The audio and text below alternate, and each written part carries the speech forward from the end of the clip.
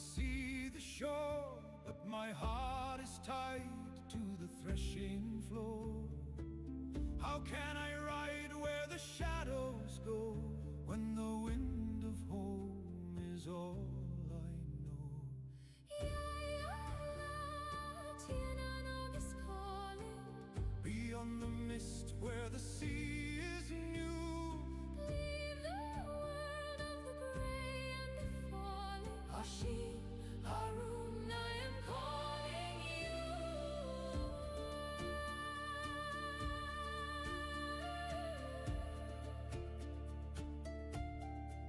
10,000 winters in a single breath, the land of youth, the end of death. Time is a cage, time is a lie. Come to the land where we never die. I took the saddle, I left the clay, but the ghost of home wouldn't fade away. 300 years passed like a sigh, while I watched the golden birds fly by. Hashim, my love, stay on the horse. I must see the hills, I must find my source. If you touch the ground, the years will strike. The world is changed, it is nothing alike. I touch the ground and the ground turned gray.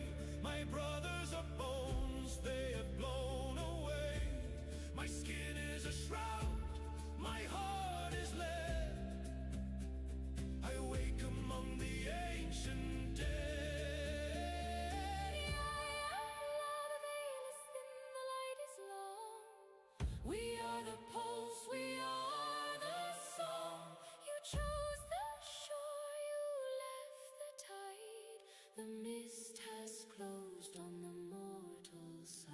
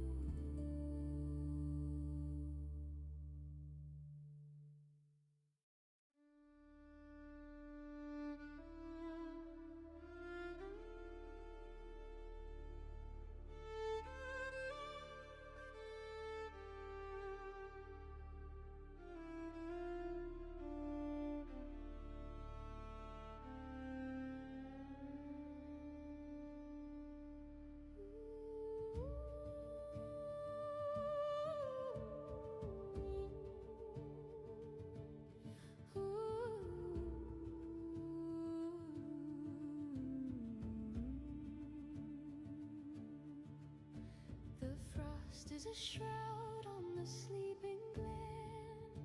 We lay out the branch for the healing of men. A silver shadow moves over the height.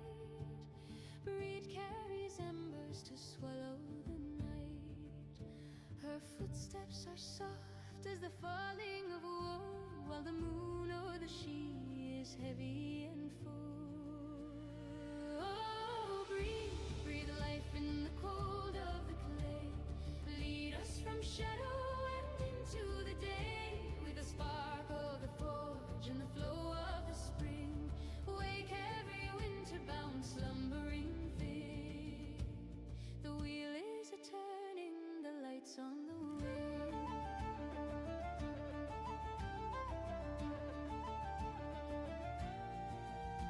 She stands at the anvil where destiny's to hammer the future and soften the past. With iron and fire she tempers the soul, to make what was broken vibrant and whole. The ice starts to weep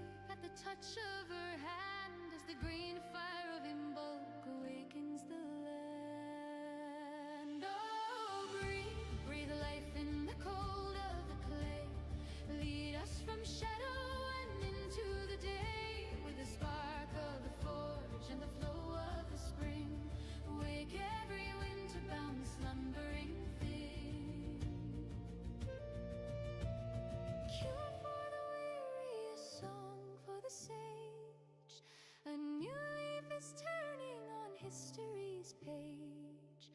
From the sacred well to the mountains rise, the smoke of the morning inbreeds blue eyes.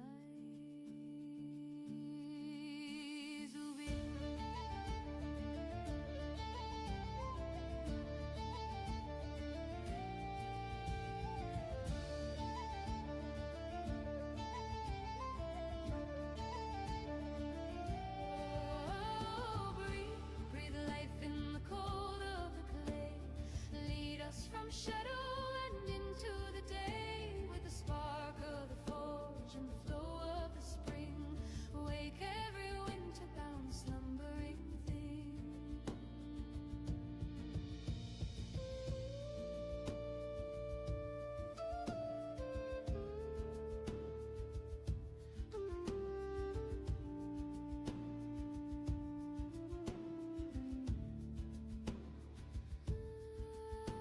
The snowdrop is waking. The shadows are breaking. Breed is here. The light is drawing near.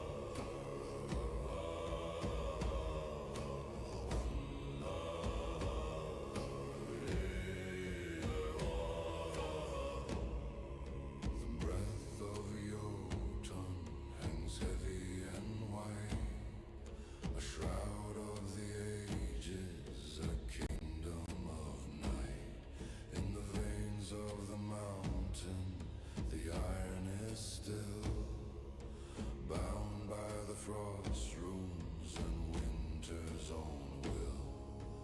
Old Ymir is dreaming in temples of glass, waiting for shadows of ages to pass.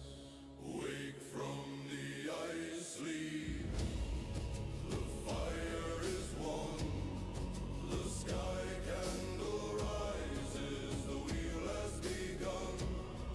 The hammer is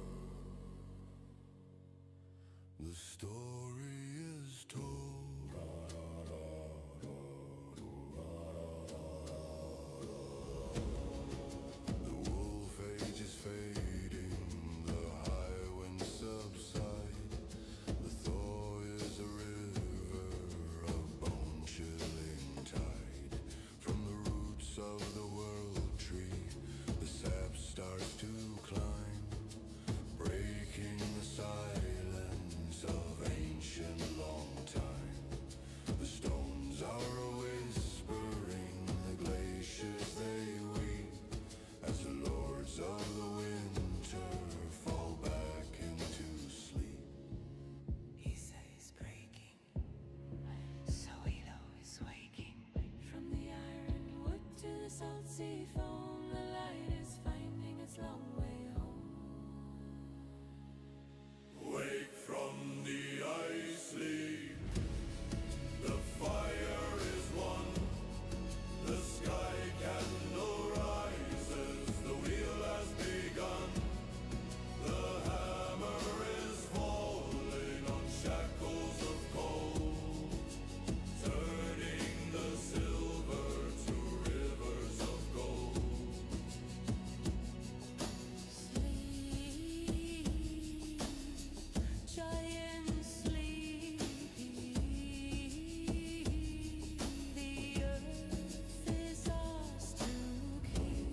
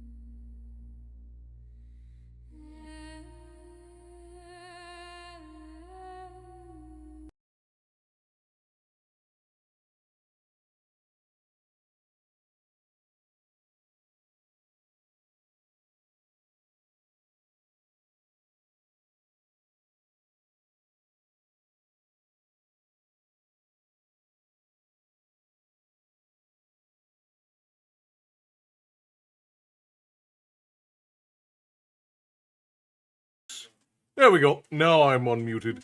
Hello, everyone. Welcome back, my friends. It's so very good to see you all. Another beautiful day in the tavern. I apologize. I was not muted on purpose.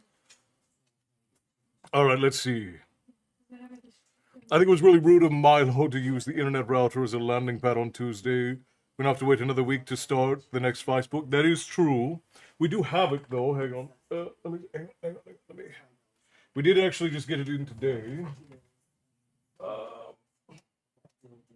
Where is it? Somewhere.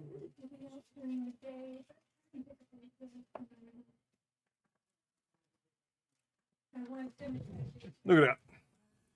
The Prince of the Blood, returned to the world of the Rift War saga.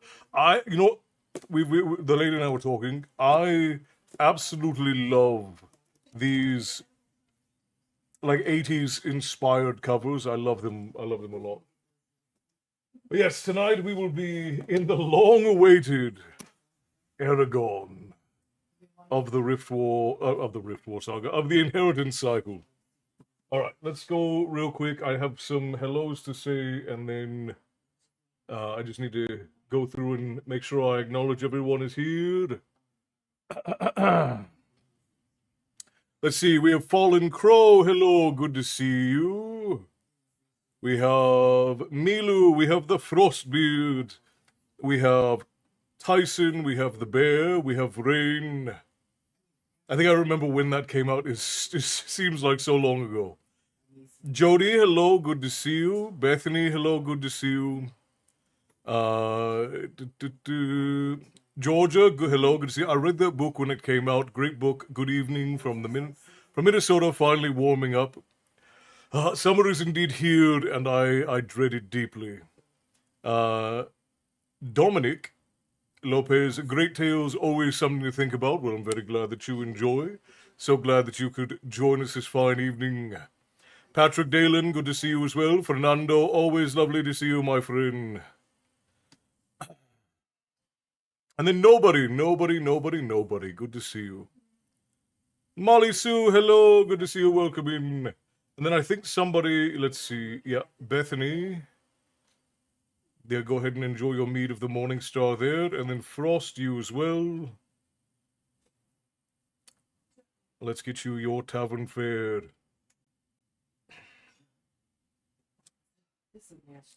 Olivia Hartsu, well, thank you. Debbie, is that Teresa? Because the only Olivia I can think of off the top of my head is Teresa's niece, if I'm correct in remembering that. No, did I not say Marina? Marina, hello, good to see you. Esteban, hello, Cowboy is here. Well, welcome in, Esteban, good to see you. Teresa, hello, good to see you. I think I put, yeah, I did. Hang on a second, guys. I made a mistake.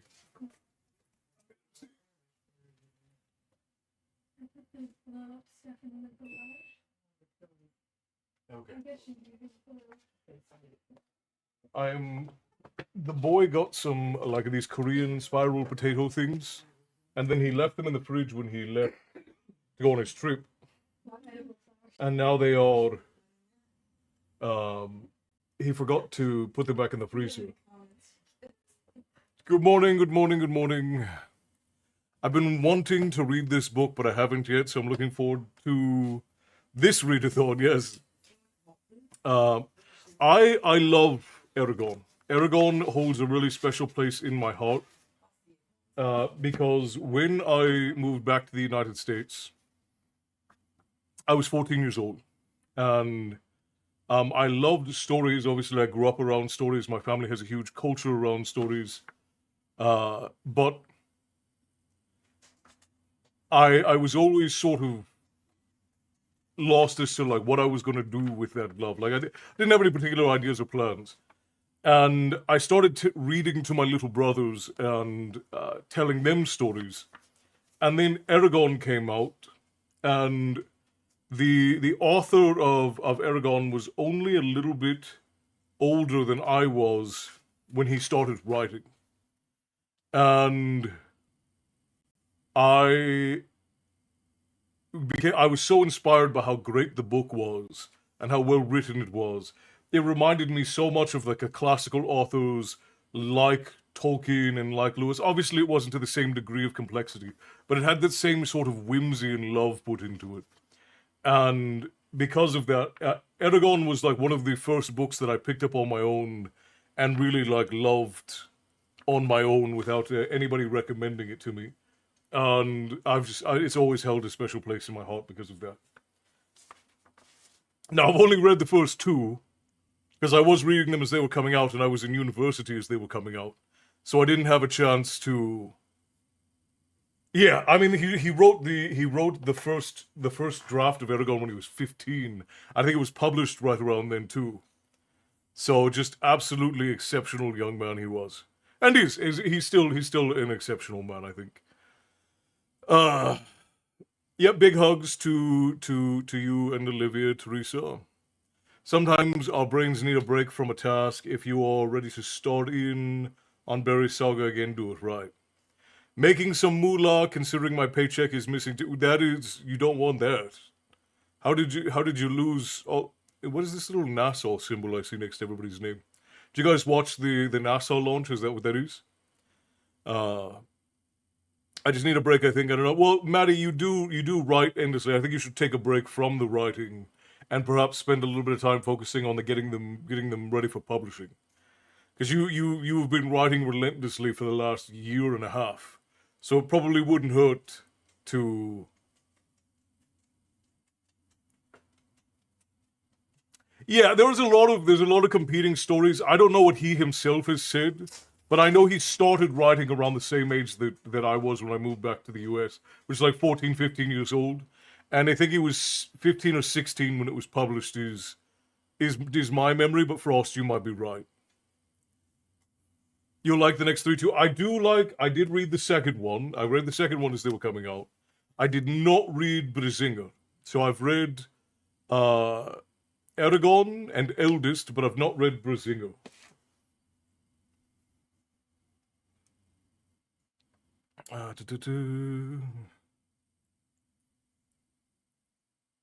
And also, Sage, it's good to see you, my friend. Who else is over on the YouTube portal? I hope I didn't miss anybody. We've got Tyson, I've got Crow, we've got Sage, and Petra. Hello, Petra. I didn't see you come in. Welcome, welcome. Good to see you. All right. The last book released right before Kiddo's birthday a couple years back, so they got the full Eragon series for their birthday. Oh, hell yes. That's a wonderful birthday present. I was missing my accessories and bonuses. Everyone's check was wrong. Well, that is... Gotta love when that happens.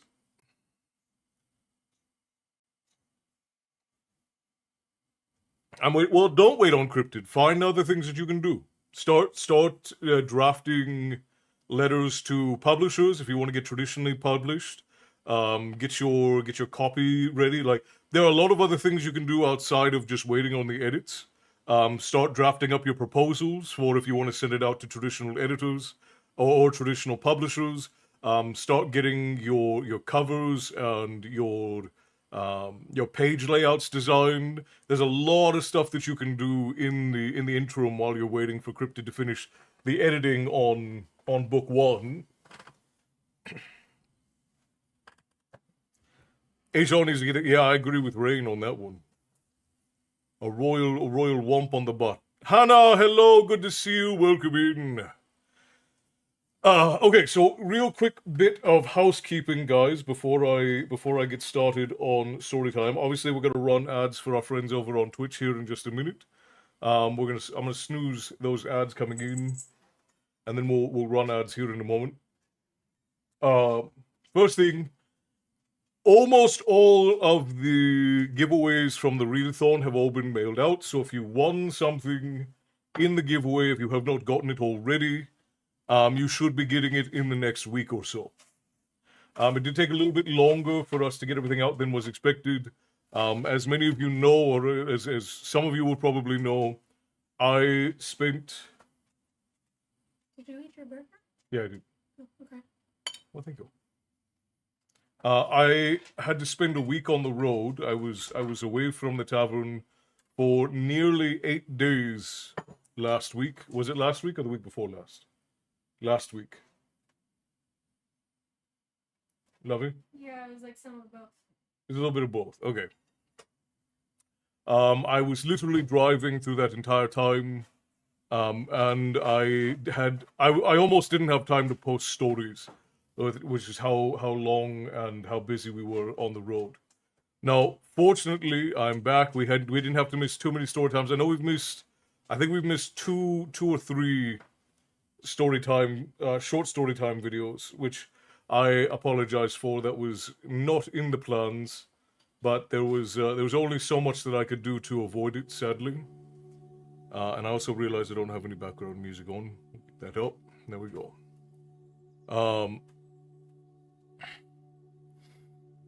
Olivia picked out 6 books today. She used my money to get... Well, of course. Tonight I'm fighting the feeling of being stupid because I thought it was the 10th, and I needed to deliver at 5, but obviously it's only the 9th. We all get the days mixed up, Marina. It's alright. Sometimes it happens. Sometimes. Well, and that's the thing, is like Carbon Drifter Zero, thank you for the follow. Welcome into the tavern. Grab a seat, settle in. We'll be starting story time here in just a moment. Stephanie, hello, welcome in. Beauty and Blasphemy, hello, welcome in. No. You are, you have not missed anything. You're good.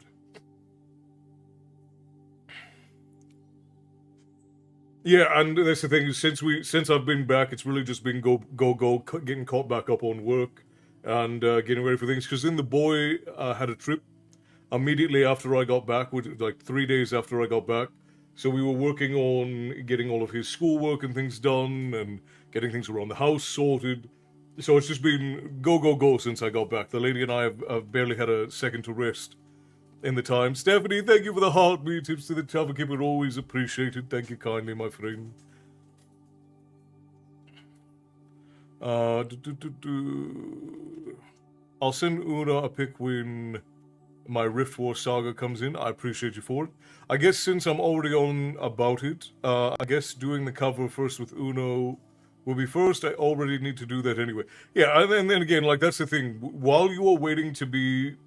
Like, whenever you have a project, it's best to break the project up into parallel tasks. So if there's a time when you're going to have downtime, and you can rest, like you can take time to rest if you like. That's not really how the lady and I work, but if you want to take a little bit of time to rest, that is healthy and smart. You should do that.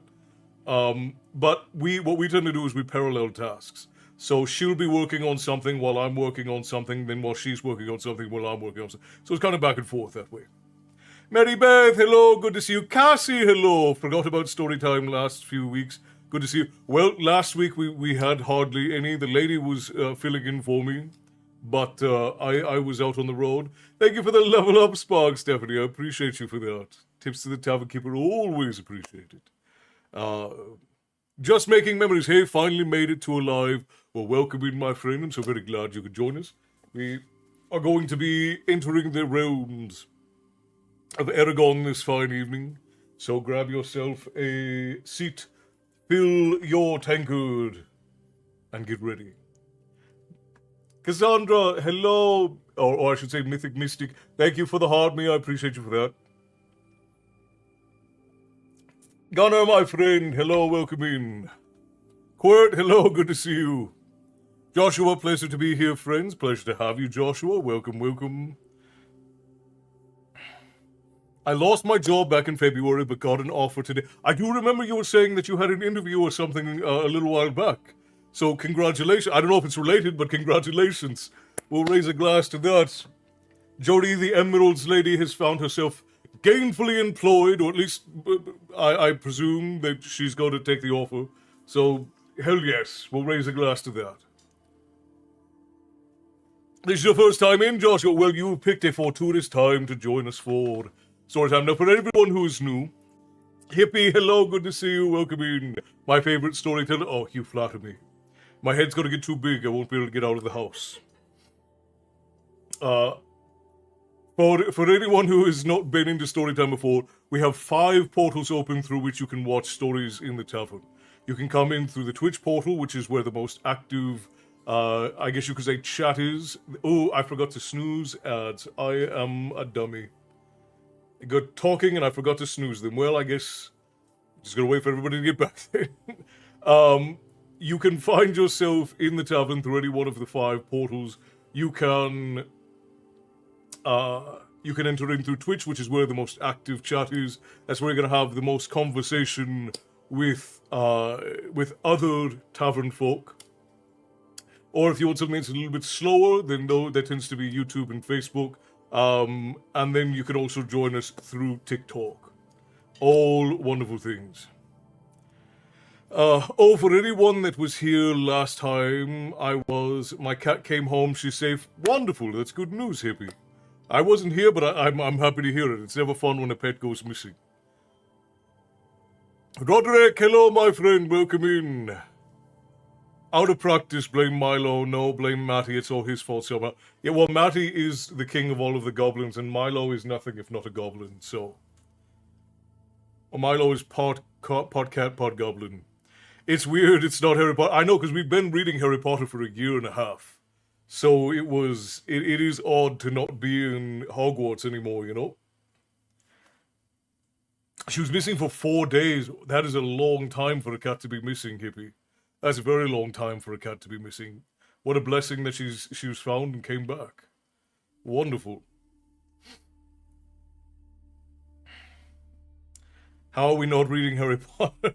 So Eragon is a dragon book, kind of.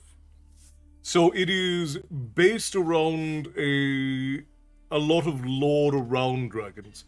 But it's essentially, now, dragons are central, but I wouldn't, yeah, it's a dragon book. It is a dragon book. I really want to hear your voices for it. I'm so excited for Eragon. I have not put any thought into the voices I'm going to do for the characters yet, so we may workshop them together here while we're reading through. Because this is a long book, my friends. I think the chapters in Eragon are short, but the book itself is very long. So it's going to feel like we're making a lot of progress because of the number of chapters. Because let's see, we have... I think this probably has 4 or 5... Yeah, this has 4 or 5 times... It has almost doubled the chapters that I think Harry Potter had. A lot of the Harry Potter books do. It's going to be interesting.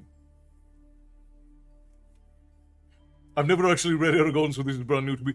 I love Eragon. It is so good. I'm so upset at what they did. Hogwarts is my home. I think a lot of folk feel that way. I read them with my son so many years ago. Yeah, they're just so good. Mine are still going. Yours are still going. Wait, what? Oh, your ads are still going. Carbon Drifters ads are still going. Do not the southern accent to... so you wait, hang on. I vote giving the dragons a southern accent.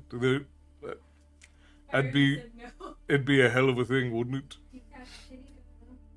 I have made Boo get off of my lap like 5 times in the last half hour. He's gonna be mad.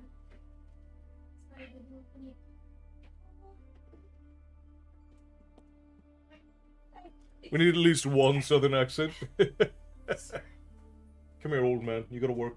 It's time to work. This is the grumpy old man of the tavern. The only one who's grumpier and older than me.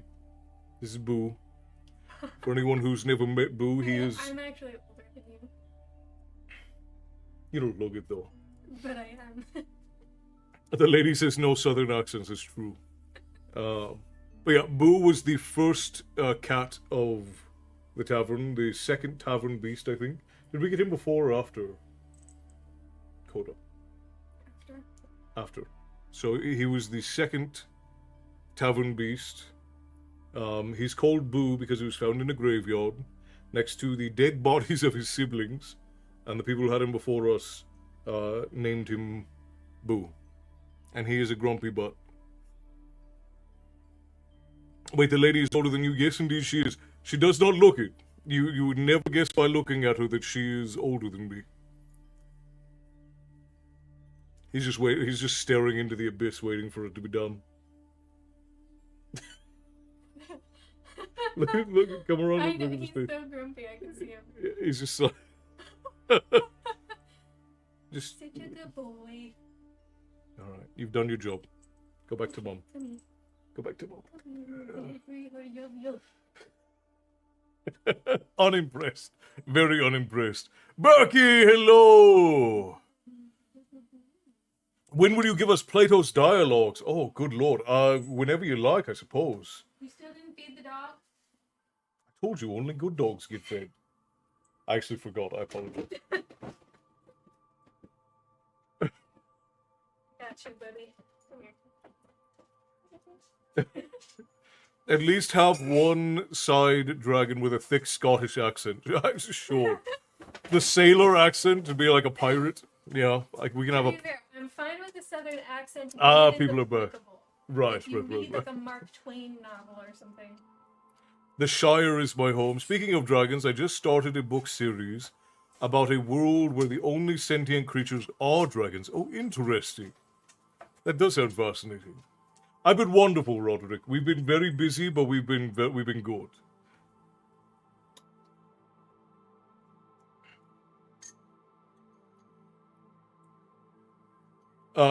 Court says Una may be of elf blood. That's crazy.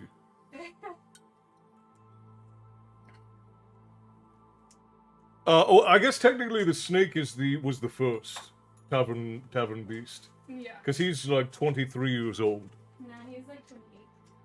28 years old, forgive me. Seamus says, I am excited for Eragon, as am I. We're going to get into it here in just a second. Maddie tormented me. Sending kisses to the kitty. He does actually love affection. He is a total ham for being affectionate.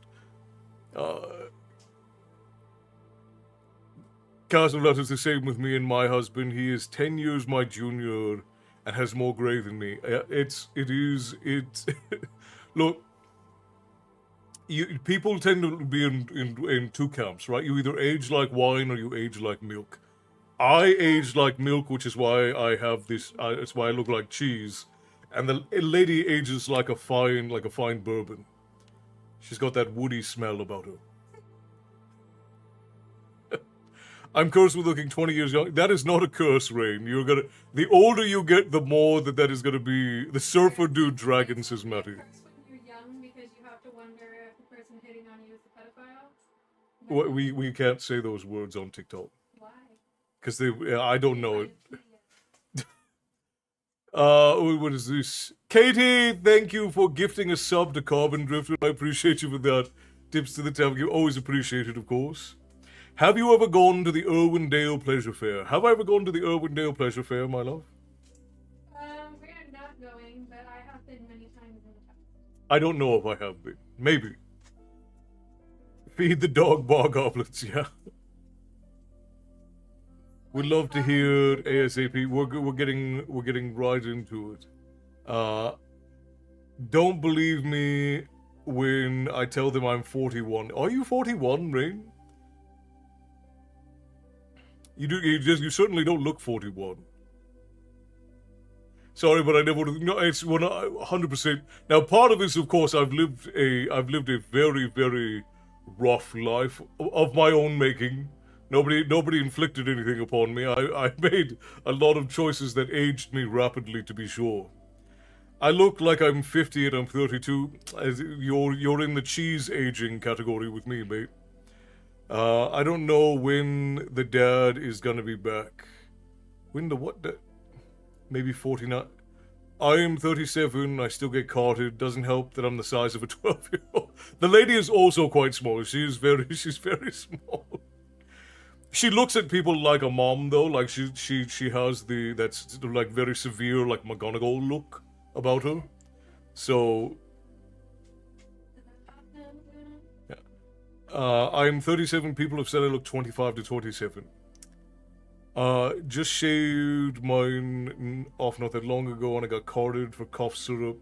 It's quite an eye-opener. See, when I have the beard, I get people think that I look old, and I do kind of have a baby face underneath. But even when the beard is gone, people think I'm way older than I am. My mom loved the Eragon series of books. I think I bought her all of them years ago. Yeah, Eragon is just such a good series. I think it's underappreciated. It's sort of like the space of classical fantasy novels. Everyone believes me when I tell them I'm 30. Kurt, you have a very youthful face. You do. Quick, get him ranting. No. You guys have been without Storytime forever. I've never been carded. I got carded and the cashier was shocked. I didn't know how someone can look younger. Stefan Ego? I think is what that says. Stefan Ego. Thank you for the follow over on Twitch. You've marked us on your map. You should be able to find your way back the next time you seek a story. And Katie, I don't know if I thanked you for the gift sub to Carbon Drifter, but thank you for that. Thanks. First time here, first time in chat, actually. Stefan. Oh, okay. Stefan. Very, very good. Steve is fine. Well, excellent. Well, welcome in. For all of the new folks, I am Castle, this is my tavern, and here we talk about myth and lore and tales of yore, and every now and again, I read you all a bedtime story. Tonight, we are in the realm of Eragon. This book has been on the roster for better than 2.5 years, and tonight, for the first time, we will be delving in. I'll be 55 this year, and I still get carded occasionally. Do I really look? All my ex's moms. You do look youthful, Matty. To me, anyways. Neil Van Dyke. I'm old, and Walmart still cards me. Heck, I'm 65. That's rough. That's rough, Neil. Pretty sure I only read the first. I think I was too engrossed in R.A. Salvatore's Drow trilogy and the series following. Yeah, well, and that's fair to say. I'm tired. I don't know where the dad is. I'm tired and kind of ready to. Oh, are you calling your father the dad, Erin? Are you calling your father the dad? I thought she was talking about like something in a book or something. I don't. Oh! She's babysitting. Okay, I missed that context. I missed that context. She's babysitting. the dad of the children you are babysitting. You don't know the dad. Alright. Big brain. I figured it out because he told me. I'm 45 and people think I'm lying when I do it. Again, some people age like wine, some people age like milk. Do I look like I'm knocking on the back door of 30 as I am? I can't see your picture, gray area, but probably not. Yeah, and to me, I'm already blind. I don't know if you could tell. These are not for decoration. These are not to make me look more dashing and smart. I am blind. I understand. I understand. Castle, I get mistaken for a man twice my age when I speak over the phone, and then when they see my face, baby face, when 70 years of say, oh, I see, so 70 years of Sting's kind of voice, but you have a baby face. Quote, big brain, I figured it out because you told me. Wait, wrong street. Is that a thing? Can you make it so that that's funny? That's funny. You could just clip it, and then we can play the soundbite whenever I say something very intelligent. I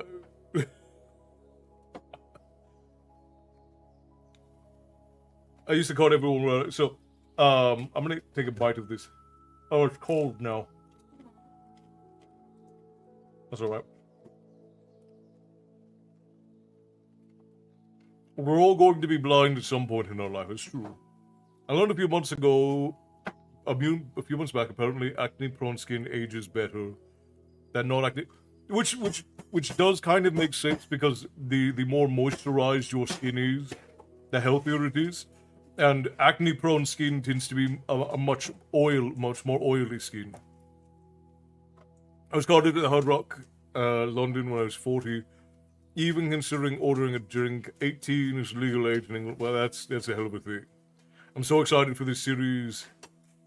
What is that? Oh, so this is the potato thing.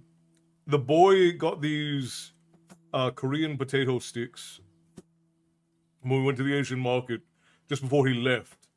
But then he left them in the refrigerator, which if you don't cook them, you have to put them in the freezer. And I didn't realize they were in the refrigerator till just now, and they go bad. They were going to go bad in the next day or two.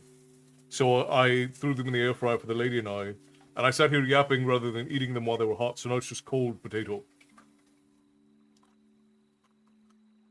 Do you think one beat is enough? Yeah, it should be. Clipped.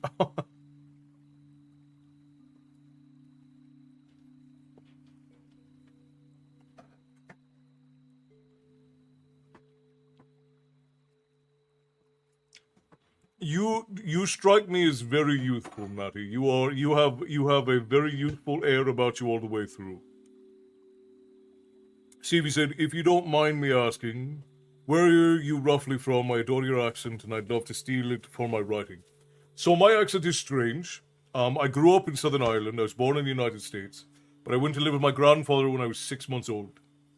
My grandfather and his family have a very unique accent because they are northern Scandinavians, from northern Norway, and from Southern Ireland. So they have a very unique accent. My family is kind of insular. My grandfather and his family, they don't. They're very internally traditional. We have a lot of like internal family traditions that are very highly structured. Hippie, unfortunately, I have to go. I have a good night, everyone. Catch you next time. Good night, Hippie. Rest well. I hope that you have a wonderful evening, and I hope to see you on Sunday and on Tuesday. We'll be on earlier then. I'm a whole adult out here. People assume I'm a kid. I drink water 24/7 and keep my skin looking good. Well, there you go. Val, hello, and thank you for the flowers. I appreciate them. Huh? I said I have ultra dry skin, so I have no idea how I got. The lady would look like she was 16 if she would just drink water. I drink some water. It doesn't count when it's in your coffee. And I moisturize like once a week. Boil them, mash them, stick them in. Yeah, everything in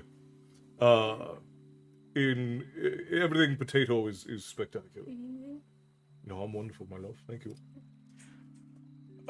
Flavored bean water counts. It counts sometimes. Should read us the Tane one of these days. I have considered doing a read through and like a sort of modern translation so that people have a little bit easier understanding of the Tane. Ew, water, I vote Dr. Pepper. But yeah, so I grew up in Southern Ireland, primarily in like the Wicklow and Cork area. The three places that I lived the most was Wicklow, Cork, and County Limerick. So I spent a lot of time bouncing around between family. And then my last 2 years in Ireland, I actually lived in Northern Ireland with my grandfather, little ways outside of Belfast. So I am vaguely Irish is usually what I tell people. The accent is vaguely Irish. I need to look up speakers and headsets. Milu, send me a message. I'll send you a couple of price options for the good ones, depending on what you're trying to accomplish. It's really like you have to make sure that you're very very careful with the equipment that you buy, because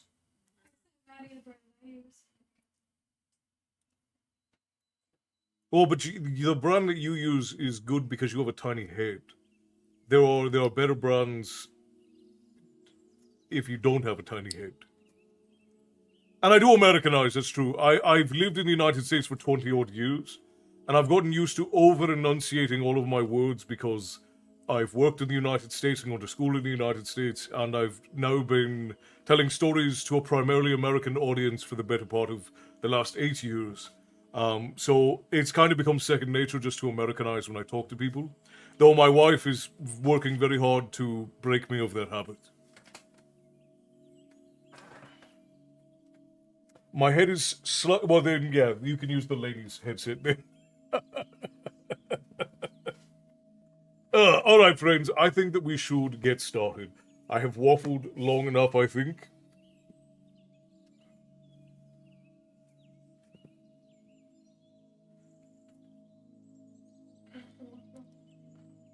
Say what? Val, thank you for the heart, me. I appreciate you. Tips to the tavern keeper, always appreciated. And so are some of us as well. Wait, what? Oh, yes, yes, yes. Oh, okay, I understand what you're saying. Yes, you guys are also trying to break me of the habit. That is true. That is true. I've been shocked to find how ingrained in me it is. Because I thought that if I decided just to start speaking like my family does, I would be able to go back to it instantaneously. And my brain has always been uh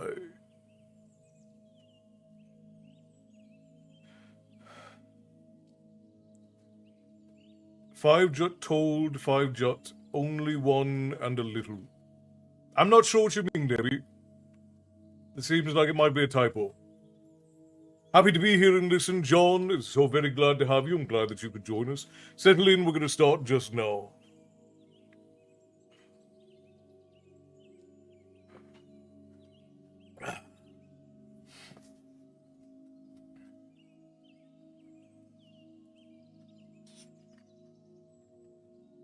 Okay, so we are going to be in the land of Allegasia.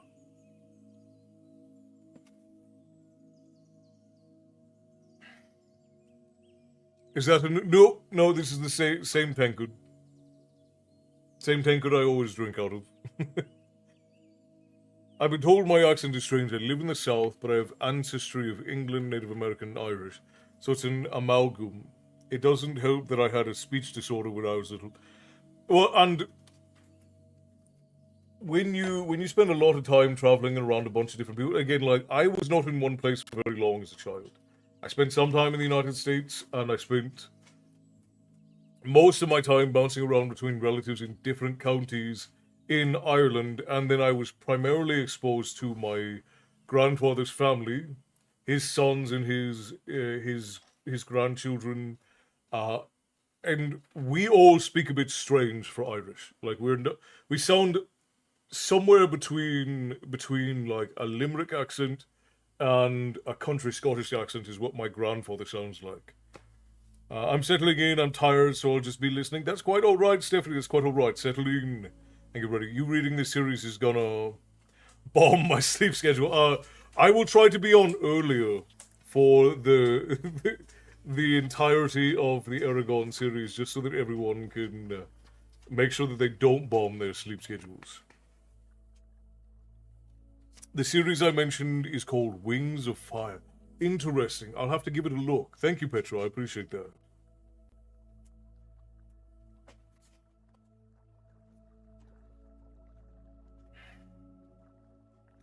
All right. So we are going. Let's do a little bit of workshopping here. English accents. So we're talking about Western European accents is what we should do for Eragon. Now, this is roughly based on Western European culture. I've been editing hell again as I listen. I'm sorry to hear that, Sage, but it means that you're getting stuff done, so that's good news. So we should do Western European accents, I presume. Everyone, and one Southern accent, of course. Or I'll just do a Scottish accent so thick that no one can understand what I'm saying. We'll just have one person with a Scottish accent so thick that we won't be able to understand a damn thing that's being said.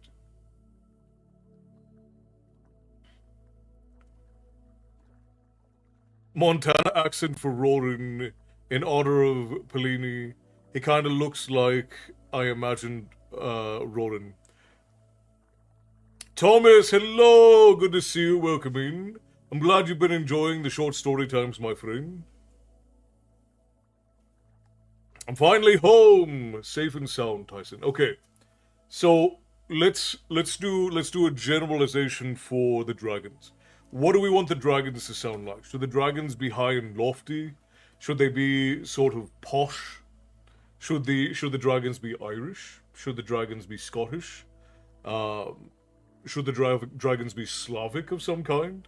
Obviously, that's Eastern European, but should the dragons be should we have Slavic dragons? User GGG74, hello. Welcome in, good to see you. I don't recognize the name, but welcome. Long time no see. I don't recognize your username, friend. I apologize. Do you have another username I might know you by? The dragons should be Aussie or Kiwi. That's hilarious.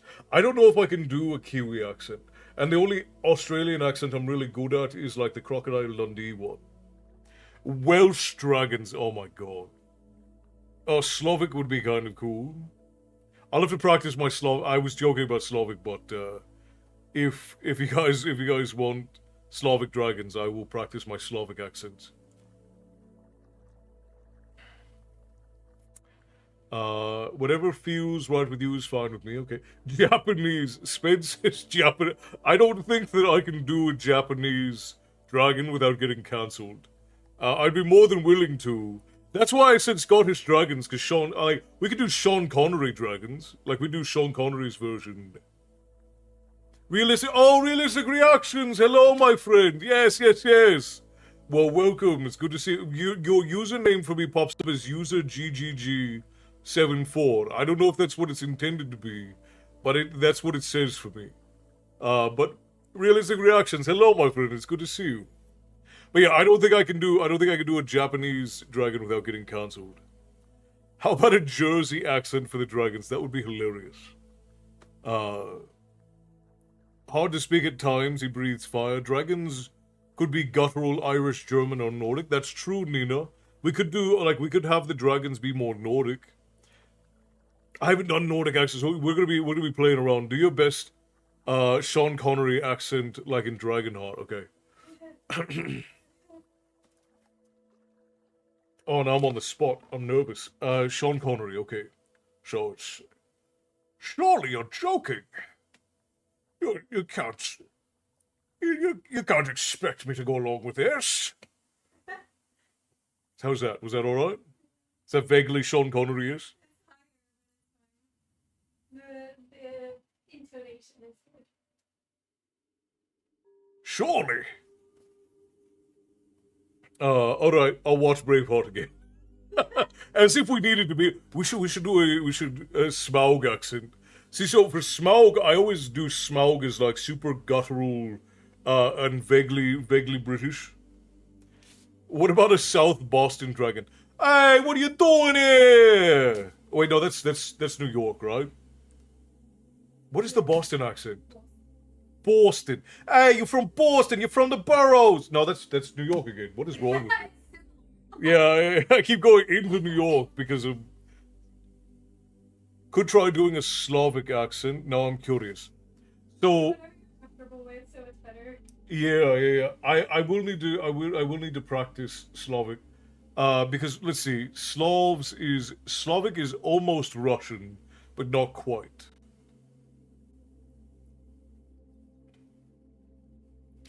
What about the Urgles? That's a great question.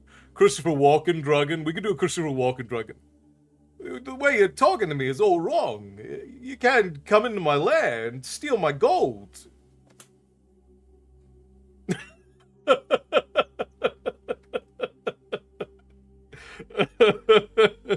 Oh, God. Pack the car in Harvard Yard. Yeah, exactly. Pack the car. Two of you did pack the car. That's so funny. Oh my gosh, that's hilarious. Boston does not use Oz. Oh, that's right, right.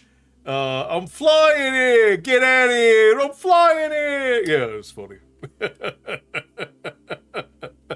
Oh my gosh. I haven't done Kayla. Hello, good to see you. I have not done impressions in forever. I used to do them a lot. I used to be very good at them, but it's been a while since I've done them. Maybe an Italian dragon, Al Capone. All right, we're being silly. We're being silly. I need to get. Let's get into this story. You guys are goofballs. I love you. Have you seen Christopher Walken and his googly-eyed cactus? I have not. How about a Midwest mom with some hot dish? Oh, how are you now? No, that's Canadian. That's stereotypical Canadian. That's Hoser Canadian. I love it. New England is home.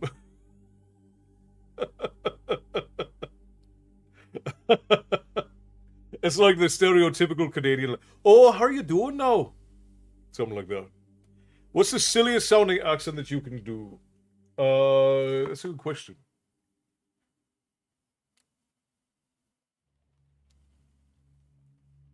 The ones that sound silly coming out of me will get me cancelled. A Midwestern mom is the stereotype. It is. Like the Letterkenny accent. Yeah. Surfer dude is probably the silliest one. Yeah, the California surfer dude is probably the silliest one. The same type of accent you gave the dwarves during the readathon. Yeah, I think that's fair.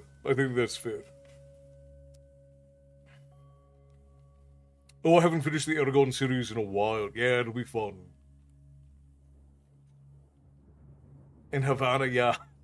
I live just outside of Boston, but I grew up in New York City. Yeah, Eastern accents in the United States are fascinating. But like I did impressions for voice acting for a while. And so like I can do like Middle Eastern accents and I can do East Asian accents. But when you do those accents and you look like me, it sounds like you're being offensive.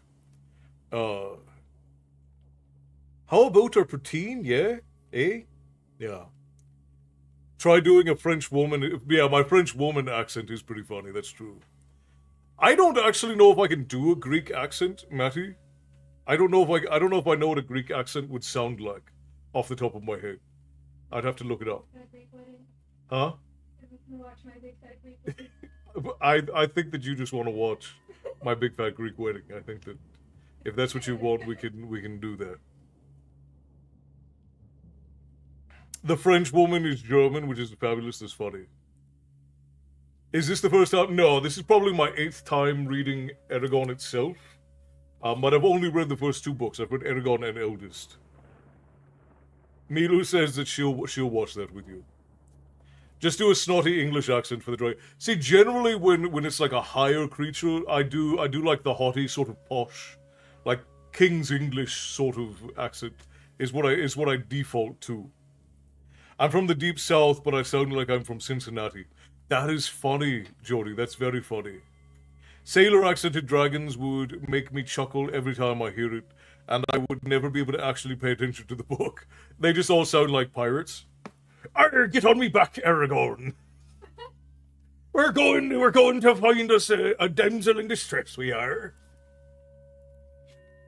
Your Canadian accent has an Irish flair. I probably sound like a Newfie when I try to do Canadian, if I'm being honest.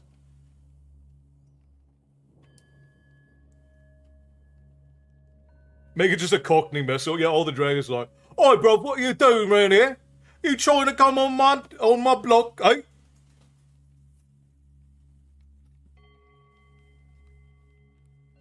No, they are now hick than that. Cincinnati is pretty southern leaning. For being in the north, that's true. That's fair enough. Romanian dragons, thought just popped in my. So we could do like Transylvanian dragons. Hello, how are you? You know, like just make the dragon sound like Dracula. Amazing birthday of all of the accents. Please keep going. No. I should practice my accents more because again, I used to be very good at them, but I haven't practiced in ages. I would imagine Saphira would have whatever accent Eragon has. Yeah, that's probably true. Do a Liverpool dragon, then say it's the best British accent. I would never. This is giving me if animals could talk. Captain Sparrow would be pretty funny. Oh, that would be Jack Sparrow for the dragons would be hilarious. Bela Lugosi dragons. I don't know what Bela Lugosi is, Bears. You're going to have to explain that one to me. Make them scopesers. Alright, we'll play it as we go along. I am not frozen in any of my things, Milu, and everything seems fairly stable. Well, but Dublin's not terribly exciting, though. Like, Dublin's just sort of the stereotypical Irish accent. Right? So it's like, oh, how are you doing now? It's not terribly exciting. I was born in the USA South, but raised in the North. Took me till I was 21 to say water without the Southern accent. It was fair enough. That's fair enough. Oh, Bela Lugosi is the 1931 Dracula. Ah, thank you, Rain. I appreciate you for that. Okay, just me. We're getting new internet soon. Yeah, I will tell you it's a game changer when you finally do, Milu. What about the most inaudible Irish accent? So you just have to be like from Limerick then. Because Limerick, everybody pretty much universally agrees is the most annoying and hard to understand of the like country Irish accents. Any dragon that says the TH should be Irish. Very funny, Gunnar. Very funny. Alright. I was obsessed as a preteen. Oh, I see. When I get upset, my southern really comes out. Yeah, when I am very relaxed or angry, I tend to have a bit of a fire up. There's currently eating salty chips for dinner with soup. Well, that actually sounds tasty, Kayla. All right. Enough of this. All right, we're gonna get into reading. We could be on this all night. Deutschsprechende Dragons. I'll just make them all sound like PewDiePie. Well, all of the dragons are just gonna be Swedish. But instead of Swedish, they're all Swedish chefs. So the dragons come out and they're like, "Who do you? Where do you do the booty gooden?" I can't, Matty, though. I'll get cancelled. I am more than willing to, but you guys would then get no more story time. Guys will just read and go with the flow. I think that's probably for the best, Stephanie. My wife is Puerto Rican from New York. When she gets mad, her voice changes drastically. That checks out. Wisconsin Dragons, you guys. Alright. I should practice my accents though. I haven't done any real accent practice. The only ones that I'm still really good at are like Western European ones. I can do a couple of different Irish, a couple of different Scottish, and a few different English accents. German accent. I can't do French to save my life. And I can do like Russian and a little bit of like Slavic. Oh gods, no, not the Swedish chef dragons. A Swedish man helped me load my new dining table in my can today from IKEA. I was very grateful and about died laughing after. He got home and I am off home. Drive safe, Erin, please. Well, we are reading Eragon tonight. Oh, you can't see it. We are reading Eragon tonight. This was voted on by everybody. I can do French Canadian accent.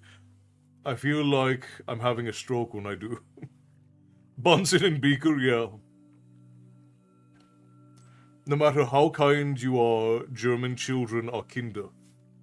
That's true, Harry. That's true. Yeah, we're almost reading. I'll get there eventually. See, whenever I'm gone for too long, everybody just wants to talk, and then we just end up talking. So I have to make sure I don't miss Storytime days. Now, admittedly, on Tuesday, it was only just a little bit my fault. It's mostly Milo's fault. Can you do the Bert and I accent, or Bert and Ernie accent? Is that what you mean, Bears? Maybe. I don't know. I used to be able to do Kermit the Frog and Miss Piggy, which sounds terrifying coming out of me. I also used to be able to do Elmo, which is even more terrifying coming out of me. It's okay, you came. When is your birthday, Milu? Let's read. I feel like a kid on Christmas being told to wait to open presents. That's fair. That's fair. Oh, look, my test result for my medical came in. Oh, it's down east Maine. I don't know. I'd have to hear it. Oh, well, happy birthday. It's Milu's birthday, and I didn't know. Happy birthday, Milu. Wouldn't it be something if we could all gather together in a great room and listen to your story? That would be a hell of a thing. Someday, the lady and I are working hard to get enough revenue flowing through the tavern that we can build the doors so that you all can come in again. What are the results of your medical test, Kayla, if you don't mind sharing? All right, guys, we're gonna start. The Prologue of Eragon by Christopher Pellini. Shade of Fear. Wind howled through the night, carrying a scent that would change the world. A tall shade lifted his head and sniffed the air. He looked human except for his crimson hair and maroon eyes. He blinked in surprise. The message had been correct. They were here. Or was it a trap? He weighed the odds and then said icily, "Spread out. Hide behind the trees. Stop whoever's coming. Or die." Around him shuffled 12 Urgles with short swords and round iron shields painted with black symbols. They resembled men with bowed legs and thick brutish arms made for crushing. A pair of twisted horns grew above their small ears. The monsters hurried into the brush, grunting as they hid. Soon the rustling quieted, and the forest was silent again.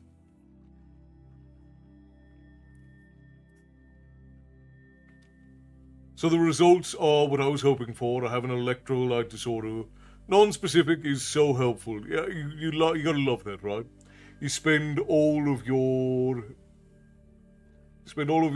time waiting for them to give you an answer, and the answer is, I don't know. It's about right. Dad joke of the day. Bless you, my darling. What is it called when a chameleon can't change colors? A reptile dysfunction. That's very funny. I would love to see you when you do a cooking show and saying, "Now we baste the turkey." Oh. Thank you all for wishing Milu a happy birthday. I appreciate you. I'm abusing my health insurance and hit my deductible rather quickly. John, hello, my friend. Good to see you. Welcome in. Grab your seat. We've just begun. So you are just in time.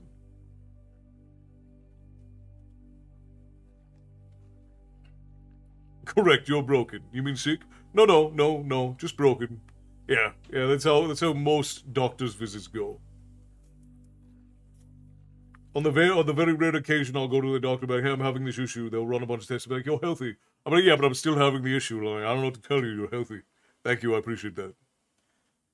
When does a joke become a dad joke? When it becomes apparent. Thank you, Crow. I appreciate that.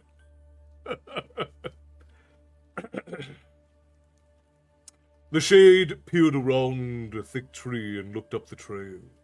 It was too dark for any human to see, but for him, the faint moonlight was like sunshine streaming through the trees. Every detail was clear and sharp to his searching gaze. He remained unnaturally quiet, a long, pale sword in his hand. A wire-thin scratch curved down the blade. The weapon was thin enough to slip between a pair of ribs, yet stout enough to hack through the hardest armor. The Urgles could not see as well as the shade. They groped like blind beggars, fumbling with their weapons. An owl screeched, cutting through the silence. No one relaxed until the bird flew past. Then the monsters shivered in the cold night.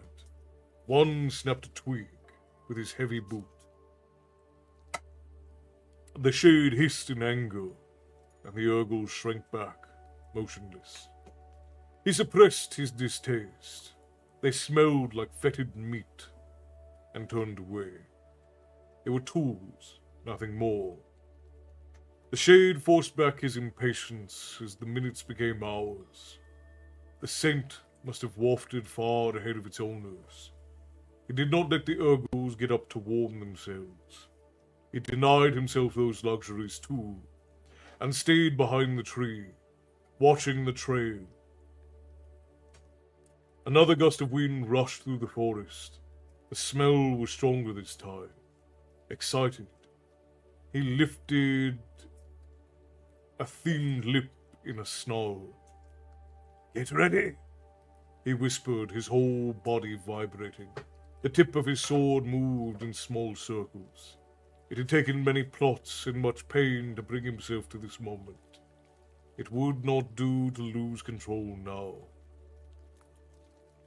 Eyes brightened under the Urgle's thick brows, and the creatures gripped their weapons tighter. Ahead of them, the shade heard a clink as something hard struck a loose stone.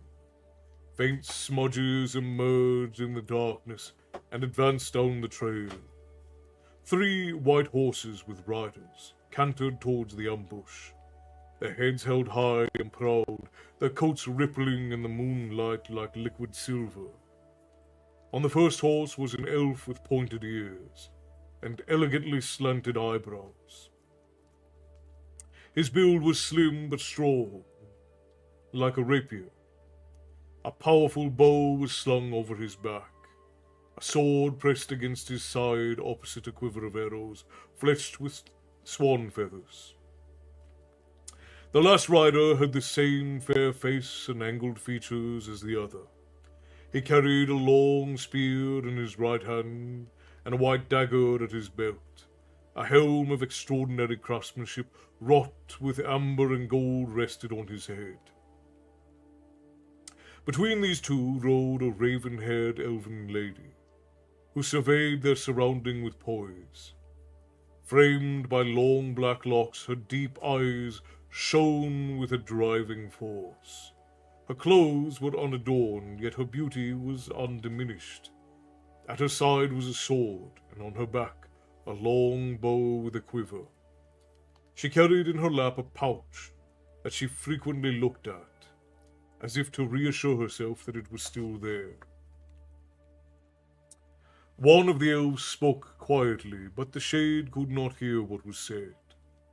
The lady answered with obvious authority, and her guards switched places. The one wearing the helm took the lead, shifting his spear to a readier grip.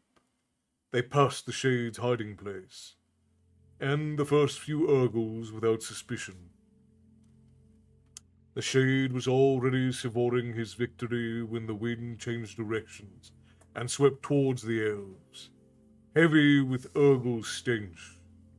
The horses snorted with alarm and tossed their heads, and the riders stiffened, eyes flashing from side to side, then wheeled their mounts around and galloped away. Destiny Love, hello, welcome in. Thank you for 62 months. 63 months. Subscribe to the tavern. Good Lord. Thank you kindly, love. Oh, is that the cat? Ew.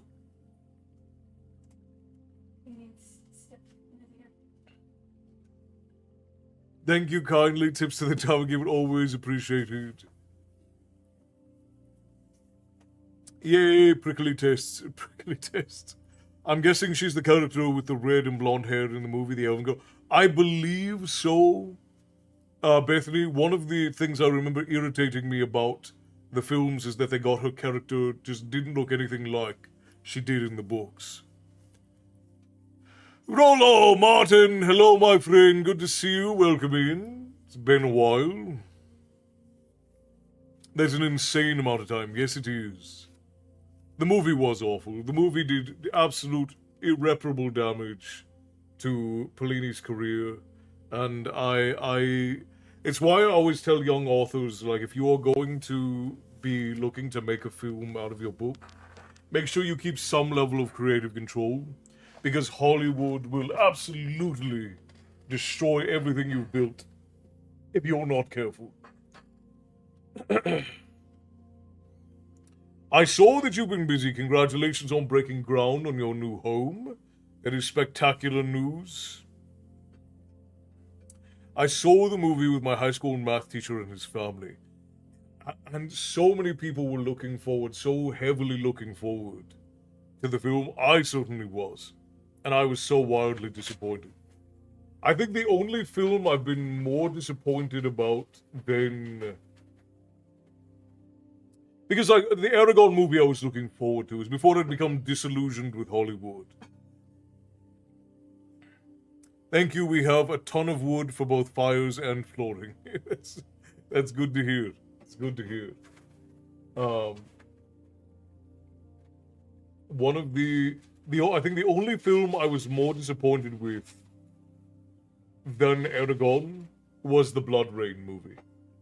Because Eragon was bad, but they turned the Blood Rain movie essentially into pornography, which was very disappointing. I mean, the game was... The game was suggestive, but it wasn't like that. Like, the Blood Rain games had a good story to them. And it just, the film was absolutely terrible. Yeah, that's true. I said a naughty word. Sorry. Otzdava, welcome in, good to see you. Kiddo heard you reading and knew exactly what you were reading. I hadn't read the books back then, still haven't, and even I could tell it was off, yeah. Actually, Bug is reading this book right now. Oh, excellent. Otzdava, good to see you, hello, welcome in. I don't know if I said hello, but hello. I'm happy to say that I have not seen the movie. I believe the author was young. Yeah, he was very young, and he was just very excited that people loved his book. And so him and his mother, they signed the deal without realizing exactly what was going to happen. And unfortunately, it ended in the worst possible way that it could. Alright, let's continue.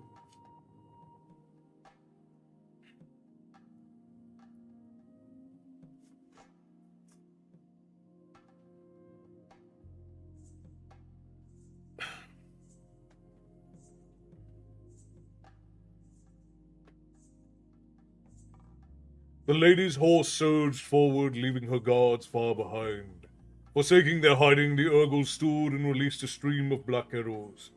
The shade jumped out from behind the tree, raised his right hand, and shouted, Yalza! The red bolt flashed from his palm toward the elven lady, illuminating the trees with a bloody light. It struck her steed, and the horse toppled with a high-pitched squeal, plowing into the ground chest first. She leapt off the animal with inhuman speed and landed lightly, then glanced back at her guards. The Urgle's deadly arrows quickly brought down the two elves. Then fell the noble horses, blood pooling in the dirt. As the Urgles rushed the slain elves, the shade screamed, after her! She's the one I want! The monsters grunted and rushed down the trail. A cry tore from the elf's lips as she saw her dead companions. She took a step toward them, then cursed her enemies and bounded into the forest. While the Urgles crashed through the trees, the shade climbed a piece of granite that jutted above them. From his perch he could see all the surrounding forest. He raised his hand and uttered, Otek Istalvi. And a quarter-mile section of the forest exploded into flames. Grimly he burned one section after another until there was a ring of fire a half-league across around the ambush site. The flames looked like a molten crown resting on the forest. Satisfied, he watched the ring carefully in case it should falter. The band of fire thickened, contracting the area the Urgles had to search, and suddenly the shade heard shouts and coarse screams. Through the trees he saw 3 of his charges fall in a pile, mortally wounded. Caught a glimpse of the elf running from the remaining Urgles. She fled toward the craggy piece of granite at a tremendous speed. The shade examined the ground 20 feet below and then jumped and landed nimbly in front of her.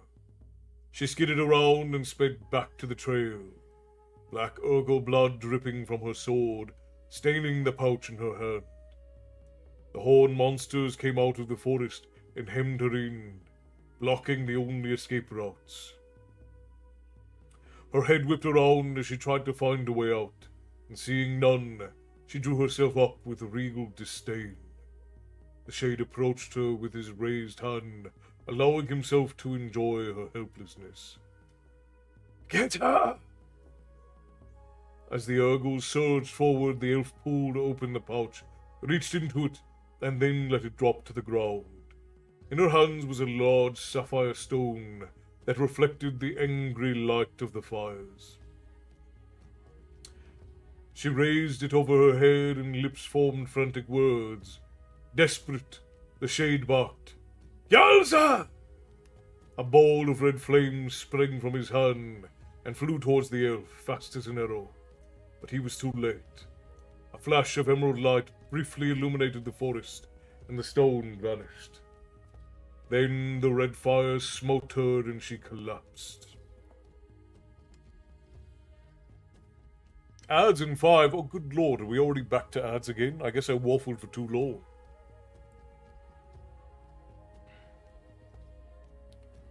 Kiddo just shoved a copy into my hands and said, here, now you can read along. What a wonderful child. Now 3. Alright. Let's see if I can beat, because we're almost to the end of the prologue. Let's get to the end of the prologue, then we'll run ads. The shade howled in rage and stalked forward, flinging his sword at a tree. It passed halfway through the trunk, where it stuck, quivering. He shot 9 bolts of energy from his palm, which killed the Urgles instantly, and then ripped his sword free and strode to the elf. Prophecies of revenge spoke in wretched language only he knew rolled from his tongue. He clenched his thin hand and glared at the sky. The cold stars stared back, unwinking, otherworldly watchers. Disgust curled from his lip before he turned back to the unconscious elf. Her beauty, which would have entranced any mortal man, held no charm for him. He confirmed that the stone was gone, then retrieved his horse from its hiding place among the trees. After tying the elf onto the saddle, he mounted the charger and made his way out of the woods. He quenched the fires in his path, but left the rest to burn.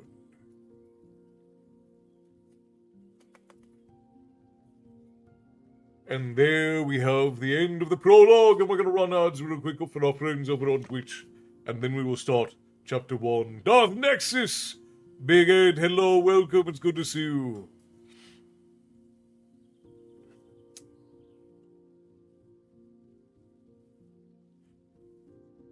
This may be a hot take, but I've never read a prologue. Am I the problem? Well, I suppose it depends on the book.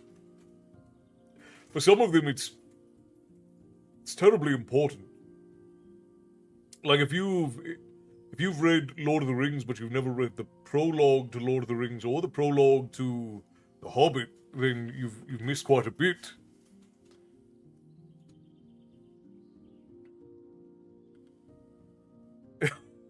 Well, yeah, an introduction, as the lady says, an introduction. Okay, we're gonna run ads real quick over on Twitch Friends. We'll be 3 minutes in, and then we'll get a whole hour without them. I do apologize, I don't like them, but if you have Turbo or a sub, you won't have to watch them. But we're gonna go ahead and run 3 minutes of ads for our Twitch Friends right now. Yeah, prologues are typically like setups to the story. So it's like when the author needs to tell something that sets up a lot of context to the story, it's usually done in the form of a prologue. Now, don't get me wrong, a lot of prologues are bad.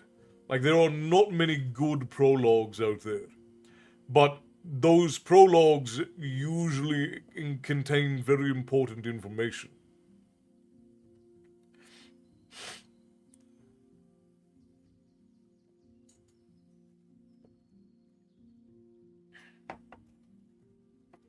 Right, yeah. The Silverthorn prologue is a great example of that.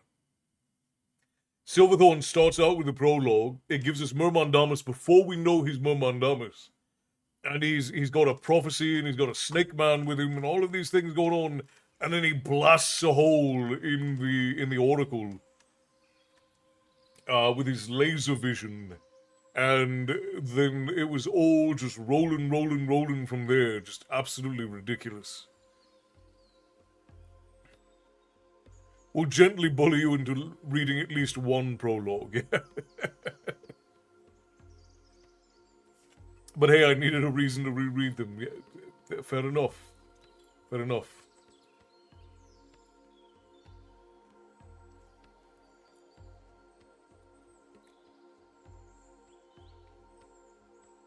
Well, yeah, we are... Oh, excuse me, now my mouth is full.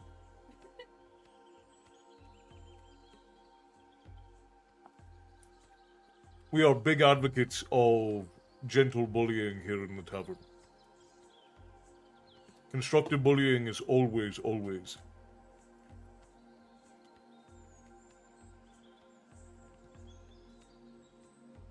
Oh, fantastic news. My best friend welcomed her baby on Monday. Spectacular. Wonderful. What a blessing.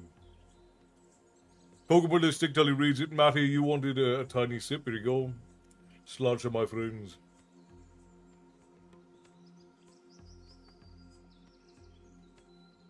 Do you still sing in the... Yeah, we do still sing in the tavern. Yes, indeed. I have to go to bed. I have to do a double my usual work lately because someone quit. And then I have a busy weekend, so I need extra sleep I can get.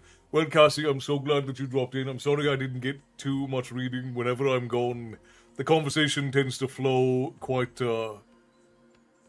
exorbitantly. But I am glad that you did stop in, and we will see you on Sunday or Tuesday, whenever you're back in. Crystal bought a round for the tavern. Everybody, raise your glass. Thank you, Crystal, for the round. Cheers.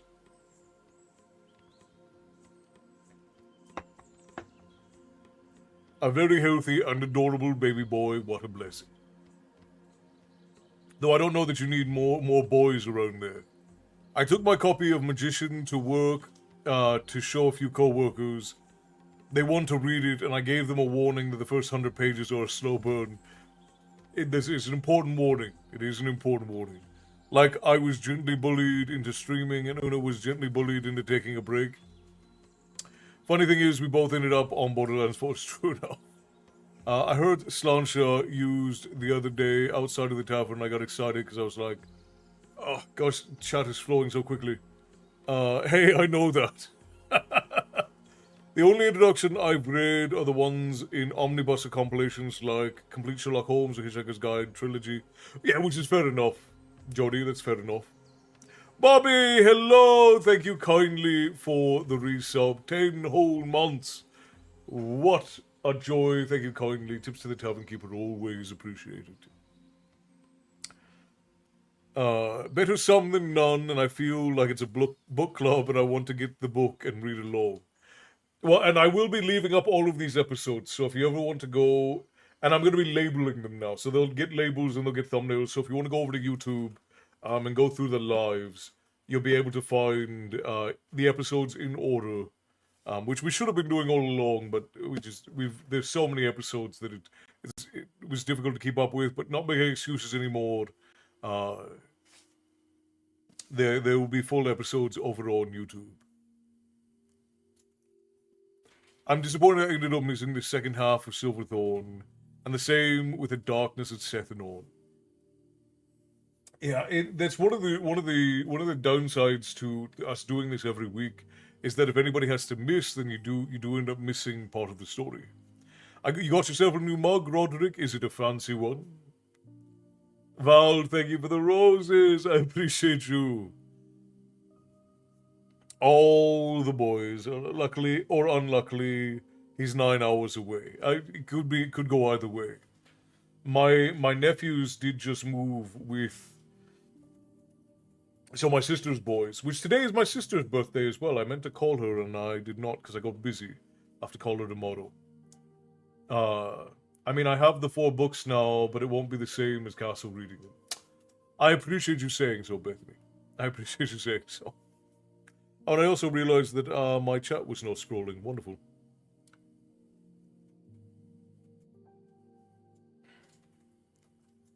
Hindsight is always 20/20. Usually. Sometimes even better. I told my mom I was hungrier than usual, and she went, I want you to grow vertically, not horizontally.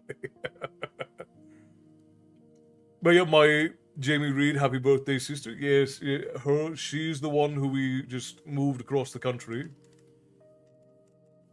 Her and her boys. She's got two wonderful young boys who are 11 and 12 years old.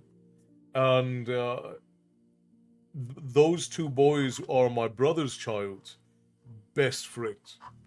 So my brother's son, who is also obviously my nephew, my brother's son is now sad because he doesn't have his nephews, or he doesn't have his cousins.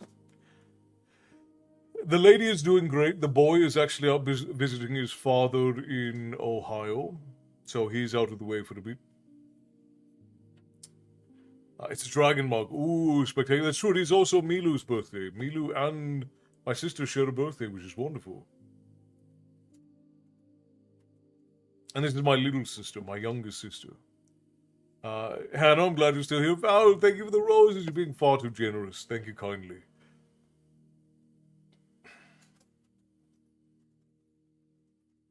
My son used to grow horizontal, then shoot vertically in waves. Yeah, so you gotta fill out, and then you go whoop, and then you fill out, and then you go whoop. Just gotta make sure that the last whoop is, you know when it is, so you don't accidentally fill out again. Thank you, Chris. I appreciate you all saying so. I'll let her know that the tavern sends her a happy birthday. The only difference is tech now we have versus 20 years ago. That's true. And my brother is planning on moving in that general vicinity in the next year or so. So he won't have to be without them for long. But it is sad because my youngest nephew is 4. And he has a super big personality. He's got all of the personality. And his nephews are like his favorite, my nephews, his cousins, are like his favorite thing in the whole world. My son just turned 5 at the beginning of the month. Well, happy birthday to your son, Roderick, from the tavern. When my son got a tummy, I knew he was going to grow. His sisters called him Stickman. I did. I think Maine is really pretty. I think that it would be hard for us to open the tavern doors in Maine, but I am considering it. The lady still very much has her heart set on Montana. I very much love Montana. We at the end of the day, we have to do what's going to be most beneficial for the tavern, because this is going to be probably the only time you guys will ever hear me say this, but the lady and I's goal is to make the tavern profitable enough so that we can do all of the things that we want to do with the tavern. And I know that sounds kind of obvious to say, but we want to write books. We want to write children's books. If we can, we'd like to do animated episodes of stories. Maybe even do full-blown, like, feature-length movies about myth and lore and our own stories. And the lady would very much like to do animations and maybe even games if we can. And we would like to open the tavern doors and do live events and host festivals for you all. And obviously we don't have the means for that now, but the idea would be that the tavern be profitable enough through the books that we publish and so on, that we can do those things. And wherever we go is going to be the place that is going to make it most probable that we'll be able to do those things with all of you. Val, thank you for the tiny bunny. I appreciate you for that.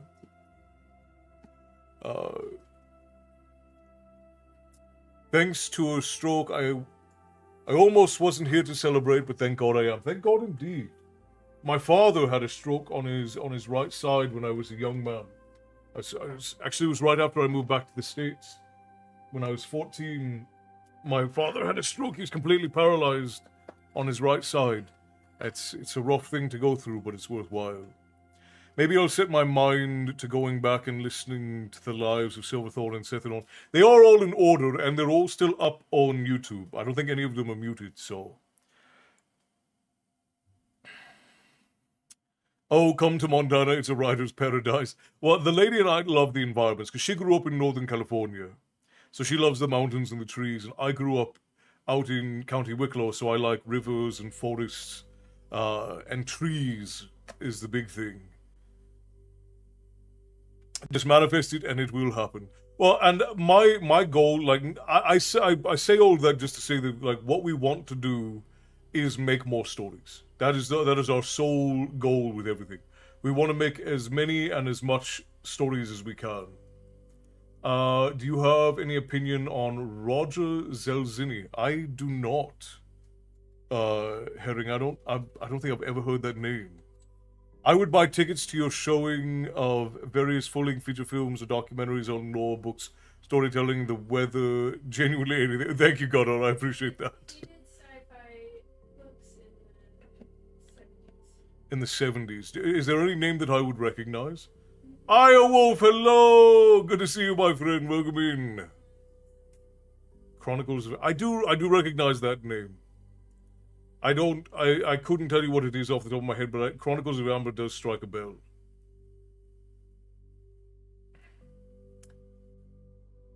Aya Wolf, how are you doing, my friend? Good to see you. Welcome in.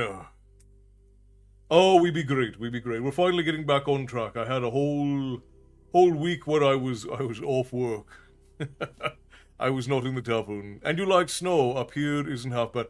I do enjoy snow. I do enjoy snow. I miss having rain and snow. I've had two. They both affected each side. My husband says I sound like a drunken sailor. I've told him, well, I am Irish. I have no filter. Well, we're glad that you're still here with us, Jamie. That's a hell of a thing to survive. Where you are now means you are a fish out of water. I know I am like a fish out of water here on the Great Plains. Yeah, being in the high deserts of California is definitely not my natural environment, to be sure. Doing good, highly anticipating the end of tax season so I can go back to working on my book. That's a wonderful thing. I thought they were great, very, very interesting magic systems and world building. I love me some good world building. Off work, aka abandon us. Yeah, that's exactly what I did. Anytime that in order for me to be off work, I have to abandon all of you. Which is why the lady and I don't really take days off.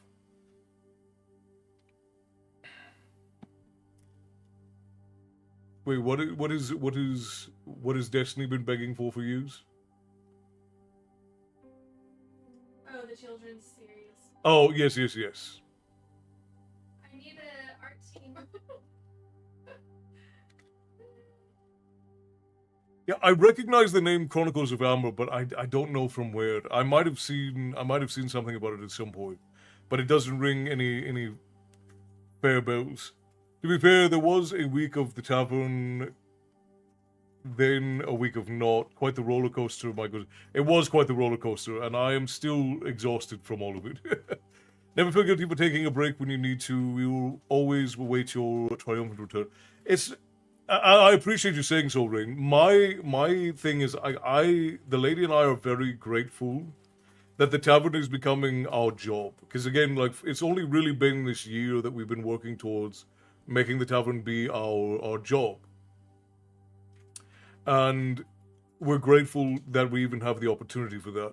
And in return for having that opportunity, we feel like it is our responsibility and our prerogative to make sure that you guys get stories every day and every week, and story times at least twice a week, as a thank you for all of the time, because it is the time you all invest in the tavern that give us this opportunity.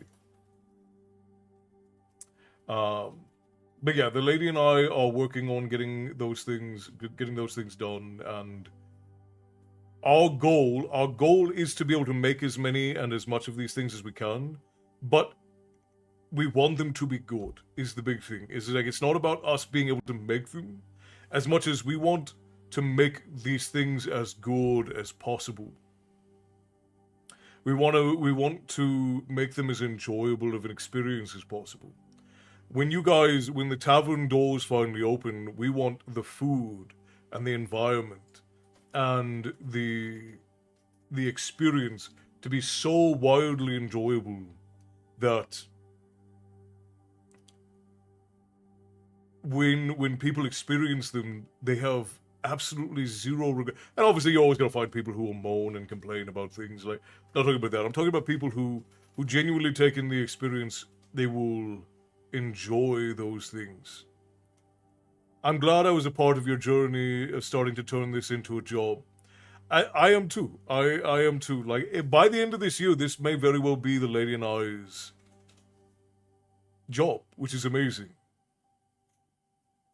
I don't know if we'll do an open kitchen, but I am considering having a what my grandfather calls a sit grill. So a sit grill is where in olden times a sit grill would be where the chieftain would sit or the storytellers would sit, and they would cook food and pass it as stories were being told. And I've considered the idea of putting a sit grill of sorts when the tavern doors are open, so that I can, and whoever is making the food can sit and speak with the folk who are being cooked for. Can I work for you in the tavern kitchen? I'll scrub the pots and work my way up. I have a feeling there will be quite a few people who are going to end up coming out to, if we do get the chance to build that artisan village, quite a few folk are going to end up being there. I expect you all to visit, at least at some point. I believe in both of you, and I know you can do anything you set your mind to. Thank you, Stephanie. I appreciate that. When I say I want to help the tavern in a way, I mean it. I told Una about it.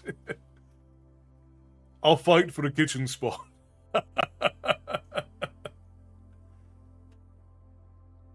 Erin says, I will probably live there.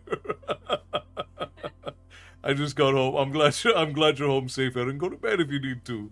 All right. I only got about an hour left, guys. So let's try and get another chapter under our belt before we're done. Okay, so now Eragon is young, so he needs to have a young voice. So I'll make sure that I remember that. Well, this is a short chapter. This is only 2 pages. I literally said that at the start of Storytime, is that these chapters are a lot shorter than what we get in like Harry Potter and whatnot. Yeah, we'll get a few chapters in. I got some Taco Bell. There's nothing like Taco Bell at midnight.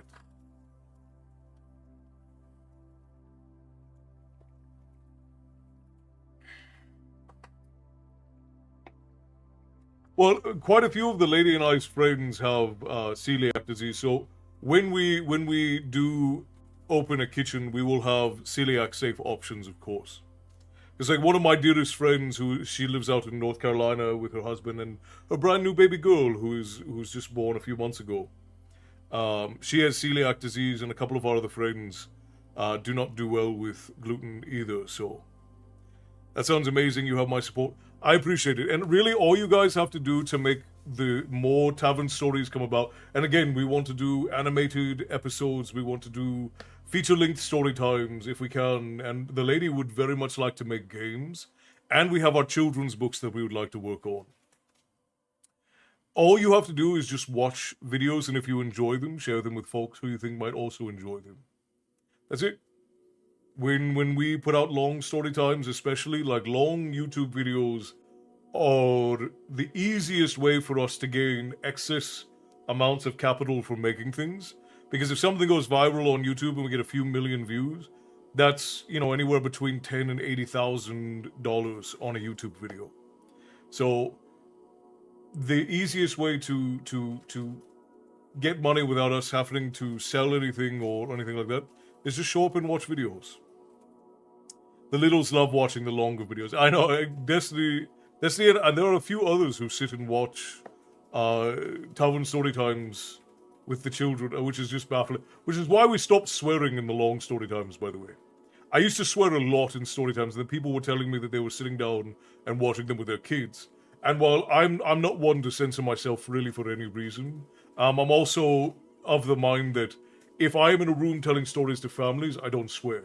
So I treat the tavern the same way that I would if you were all in the tavern with me. If you were all sitting in the same room with me and there are women and elders and there are children, then I just simply don't swear. I grew up near the ocean, so fish was a part of my normal diet. Hubby is allergic to seafood, so I forego sushi. Ah, that's dreadful. That is dreadful. I grew up eating fish because I lived near the coast in Cork and in Wicklow, and when I was living with my grandfather in Belfast. And fresh fish I very much enjoy. Outside of fresh fish, I don't very much enjoy it. Oh, Arthur Christie, hello and welcome in. You know what? And I didn't get Matty a toot on the Raid Horde, so we're gonna do a double toot. Everybody, cover your ears. Here we go. Yes, not swearing is a good thing. I tend to swear when I'm frustrated or mad. Yeah, and I don't need to do it. It's just like I grew up in. Arthur Christie, can I? One of the barkeeps, can I get a shout out for Arthur Christie, please? Thank you kindly. Here we go. Let's get a toot on the Raid Horn. 3, 2, 1.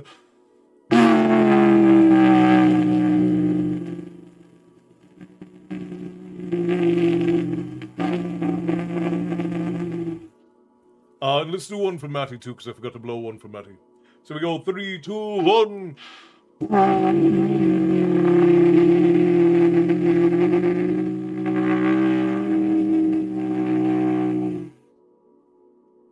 I was raised by a trucker, so I try not to swear. I don't in front of the kids. Yeah, and that's my whole thing. Is like I grew up in Ireland, and I grew up around folks who worked on the docks, and I grew up around folks who worked in breweries and distilleries. So I think that swearing is fine and when it's appropriate. But in general, like if I'm around adult women who are not my wife, I don't swear. I try not to swear too much in front of my wife. Just because this is my grandfather's propriety. Don't swear in front of children and don't swear in front of your elders. Is generally the rule that my brain follows. Also, a funny thing, even though I'm getting published, Cryptid's community is legit bullying me to get published. I don't get it. I can send it to you for sure. Have you ever had pickled asparagus? No, I haven't. I've had pickled a lot of things, but not pickled asparagus. Christy, I hope that you are well. Thank you for bringing the badges to us. If you need to go off to bed, go off to bed. We are reading Eragon. That we just started. Just finished the prologue, and we're about to do chapter 1. My wife swears more than I do. Well, that is her prerogative as a lady.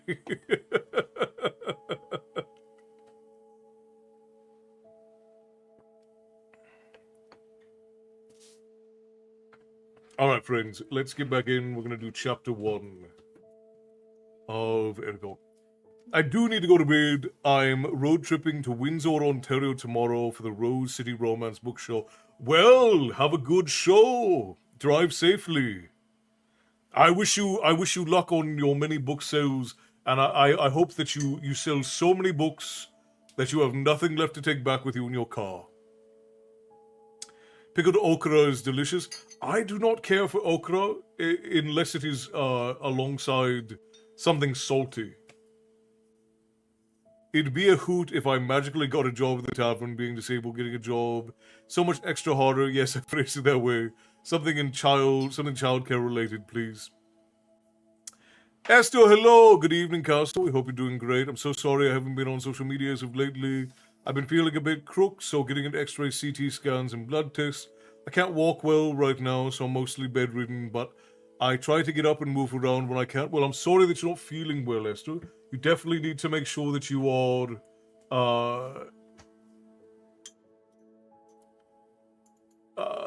you definitely need to make sure that you're resting properly. And I hope that you can get it resolved.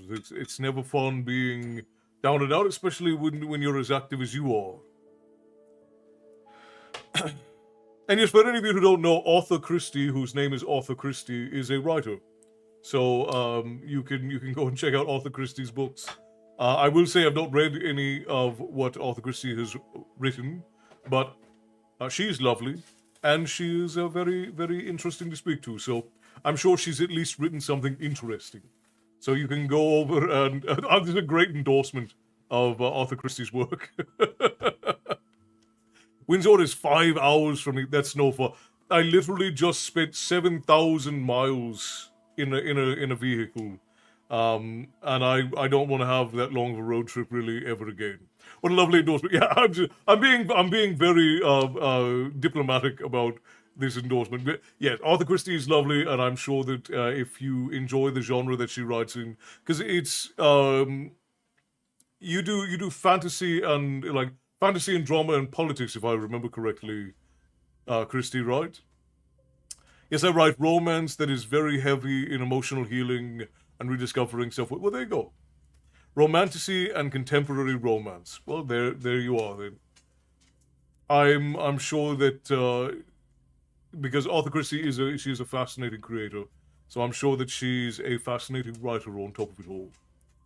Thank you, Castle. I've got a doctor's appointment next Tuesday, so I'll keep you posted on the results and try to stay positive. I'm pretty active, and Elsie the puppy is too. Yes, indeed. So yeah, just make sure you're taking care of yourself. Indeed.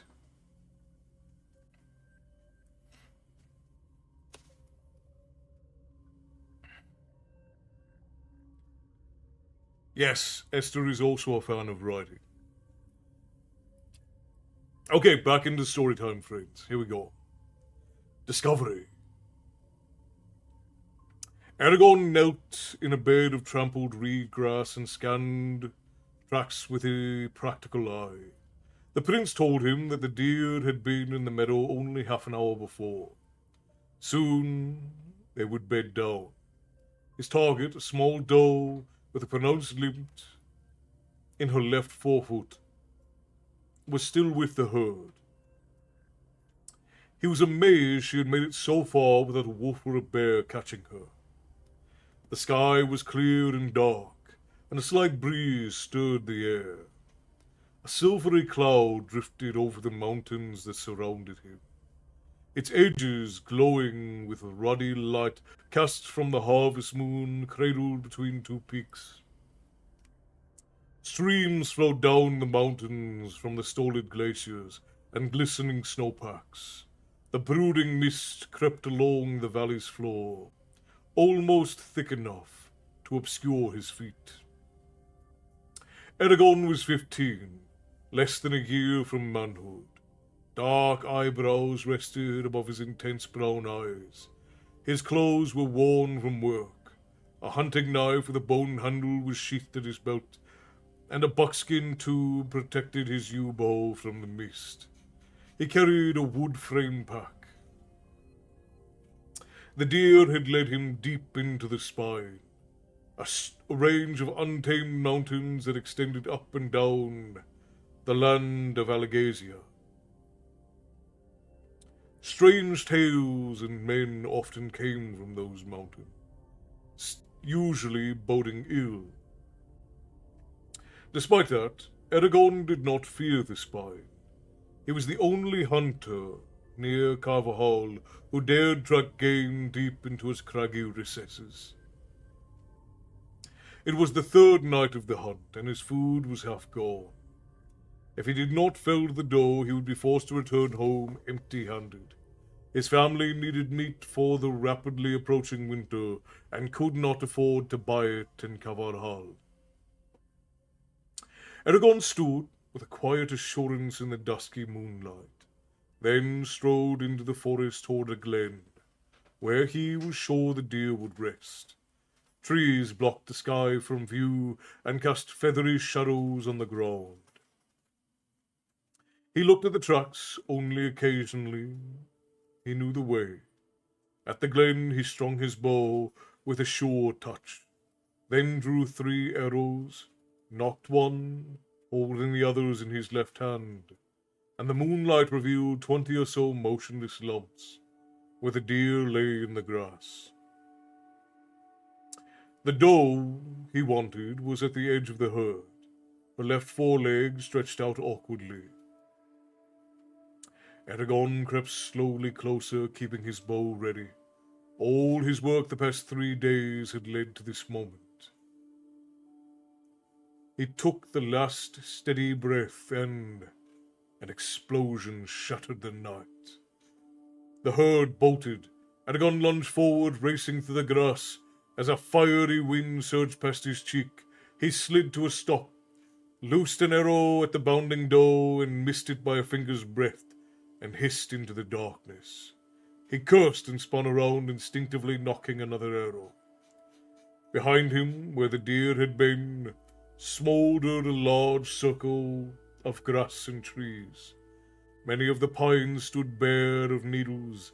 The grass outside the charring was flattened. A wisp of smoke curled in the air, carrying a burnt smell. In the center of the blast radius lay a polished blue stone. Mist snaked across the scorched area and swirled in substantial tendrils over the stone.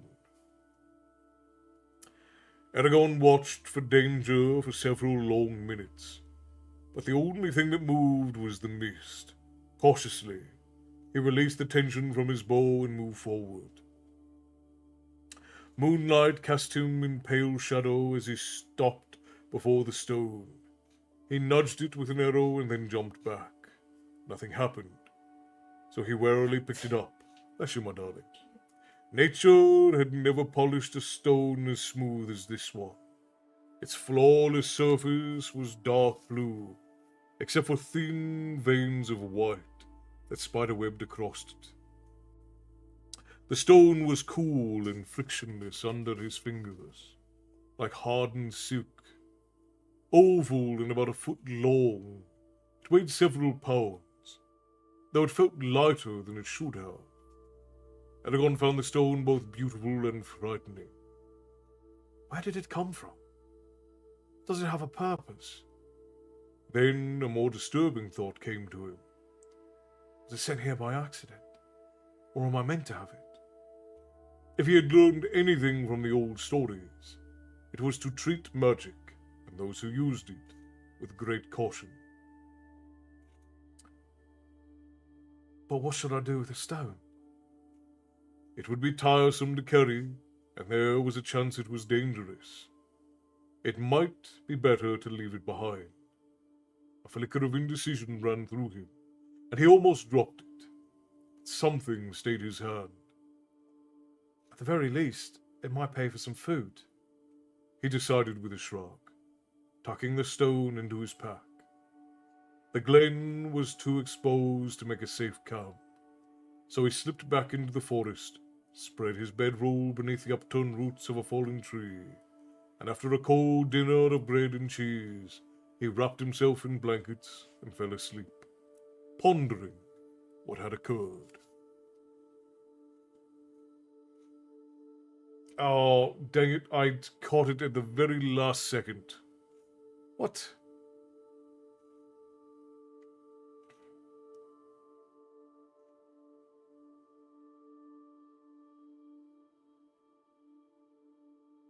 That's silly.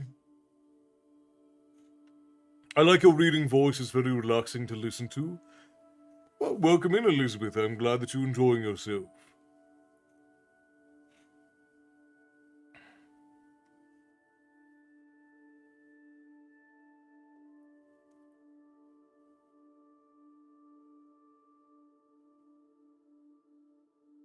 Also, let me know where you are in the book every 10 minutes. That's what I moved first and then moved again. I don't mind Oshawa, actually. It's probably worse now than it was 6 years ago. Oh, you guys are talking about different places. How is Coda, Milo, and Boo? They're all good. Milo nearly destroyed our internet the other night, but otherwise they're all doing spectacular, Esther. So we got booted off TikTok, but it seems like we're fine now. It was telling me that our live access was suspended for violating terms of use. But it doesn't seem to be the case, so I guess we'll figure it out. TikTok is constantly telling me that I'm violating terms of service, then doesn't tell me what terms of service I have violated.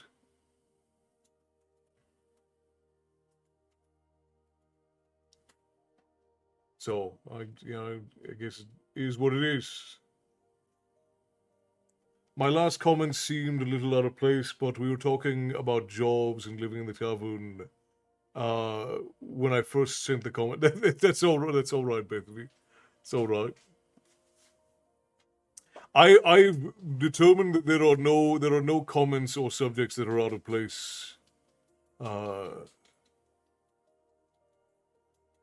When we're having these discussions, so. Midsummer's Night Dream. Can you read that to us one day? I do not choose any of the stories that we read during story time. I let you guys pick them. So you are more than welcome to recommend Midsummer's Night Dream and see if you can advocate to get the tavern folk to vote for it. I don't think I could go back to TikTok, honestly. I mean, I love TikTok. TikTok has done great things for us over the years. But the platform is becoming an absolute bastard to work with. It has been nice to be back in the tavern as much as I would like to stay. I'm gonna go to bed. Have a good night. Good night, Roderick. We're only gonna do one more chapter tonight, and then we're gonna finish up for the evening. The lady and I have to be up early tomorrow for chores and such. So, anything under 500 pages I can read in a day. Anything under 500 pages. I think I could probably do 300 pages in a day if I sat and I read all day. And you're a fast reader, Bobby. That's very quick. We'll see you on Sunday and on Tuesday, Roderick, if you're going to be in. Thank you for joining us, my friend. Rest well, and I hope that you rise tomorrow ready to conquer the day. May I ask, also, what are you reading? We're reading Eragon, Esther. Alright. We should still be fine on ads. Yeah, we're still good there. Today is Thursday. Today is indeed Thursday.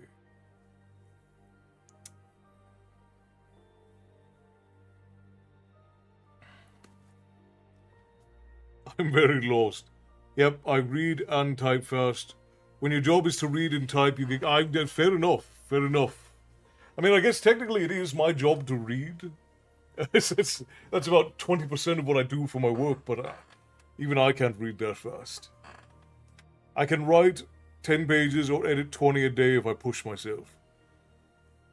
I can write fairly quickly. Like I could probably write 20 or 30 pages in a day if I really applied myself. I don't know how good they would be. And I don't know about editing because I don't do much editing of my writing. The lady does most of that. I try, but I have a full-time office job, and I'm a wife and a mom. Got it all the way through. I'm here, finally! Pint Goblin, you're here just in time for the last chapter of the evening. To me, reading is savored. I take about 3 days to read 500 pages, and I force myself to slow down so I can actually appreciate both the story and the writing. And that's fair to say, Crow. And some people like to like devour a thing and get through it really quickly and enjoy themselves that way. I'm much more of a savourer myself as well. The lady, would you say that you like to enjoy things quickly or slowly, my dear? Slowly. Oh, we've got ourselves another raid. Good lord. Kintran Valgridge. That is a heck of a name. Welcome in, my friend. Let me get a shout out for Kintran. Kintran? Kintran? One of the barkeeps, can we get a shout out for Kintran? Welcome in, raiders. Story Wolf Raid. Story Wolf Raid. Welcome in. Let's get your tune on the raid horn. Here we go. 3, 2, 1.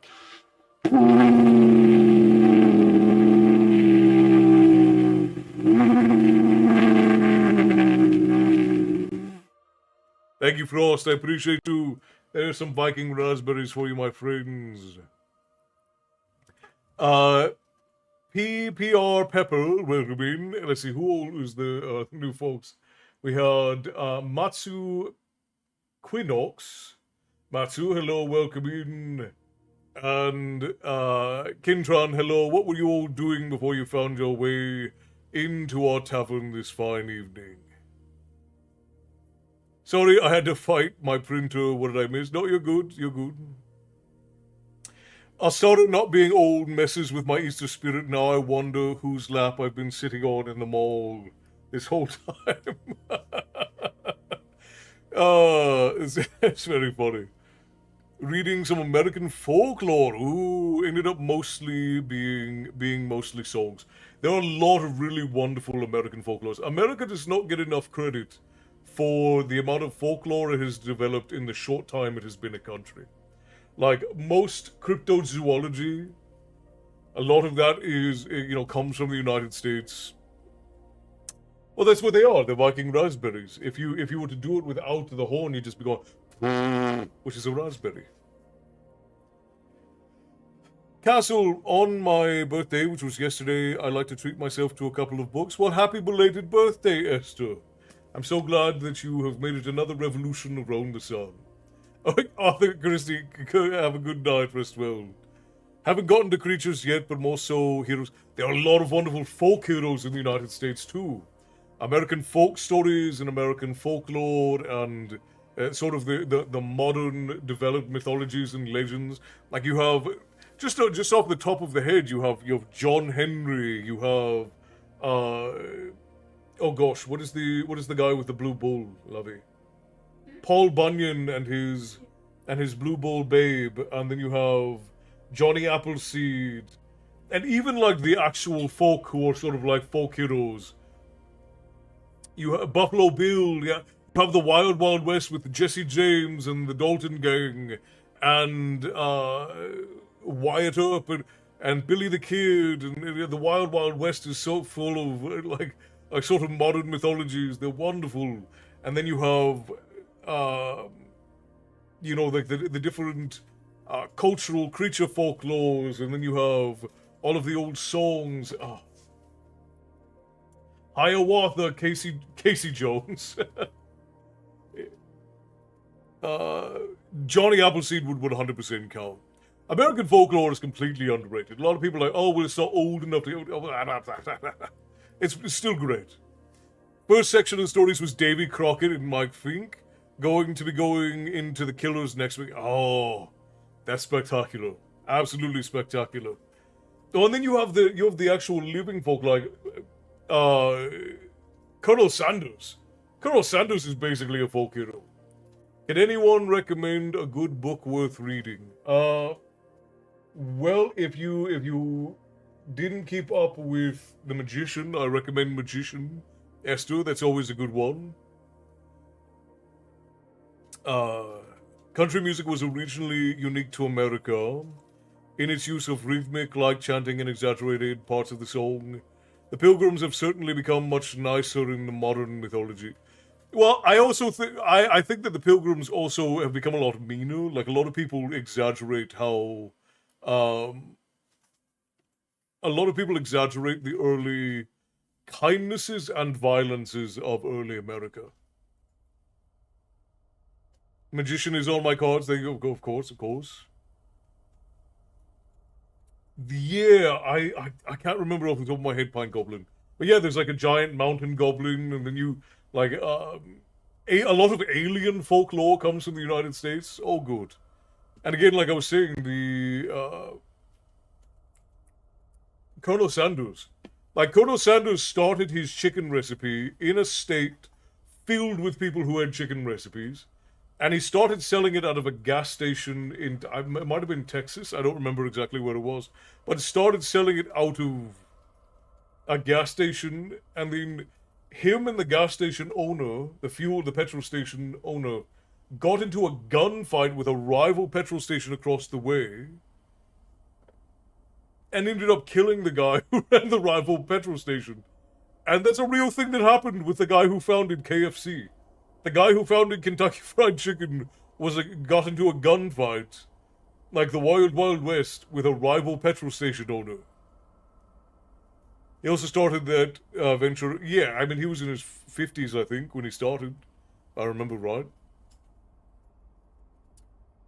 Okay, alright, we need to get back into reading, but yeah, great. Thank you. Welcome in, Kintran. And again, for all of the new folk who have joined us, I am Castle, this is my tavern, and here we talk about myth and lore and tales of yore, and every now and again I read you all a bedtime story. Tonight we are in Eragon, voted on by the tavern patrons to be the story I read to you all, and you have found yourself in a tavern at the end of the world where all stories eventually come to rest. And you found yourself here because you sought a story. I thought he might have been in his 60s. I thought it was late 50s, but you might be right. Colonel Sanders was a real guy, not just a mascot. That is correct, Bethany. That is correct. The book I'm working on is from the 40s, so collected stories from the 1800s. See, it's best to get those older ones. Those older books tend to be more accurate to what people were actually telling at the time. So very good there. I just finished the first 3 books of Seeking Persephone series by Sarah Eden. My great-great-grandfather would put a hog down with one shot. On the day after my birthday, April 10th, my first border collie, who had been with her 8 years, passed away on April 10th, 2020. Keeping the memory alive with the celebration of your own birth is always a good thing. Story. We're getting on to story, I promise you. P.P.R. Pepper. I'm just going to call you Pepper if you don't mind. One guy had chocolate, the other guy had peanut butter, and they battled under Emperor Reese's. Yeah, and he was not in the military. That's true, Molly. Time can certainly distort stories. Yes, it can. Which is why a lot of people get upset when I point out how old a story is, or how old a practice is, or how old a legend is. And it's not to say that they're not legitimate or that they haven't been told, but it's just important to know where things come from. Because if you love a thing, you shouldn't love a thing less just because it's not super old. Like you don't have to love a story less just because it's not 10,000 or 10, or 1,000,000 years old. You can still love a story just the same. But it's important to know where it comes from so that you know what you believe. Having informed consent in your own beliefs. It's Pepper. Oh, that makes more sense.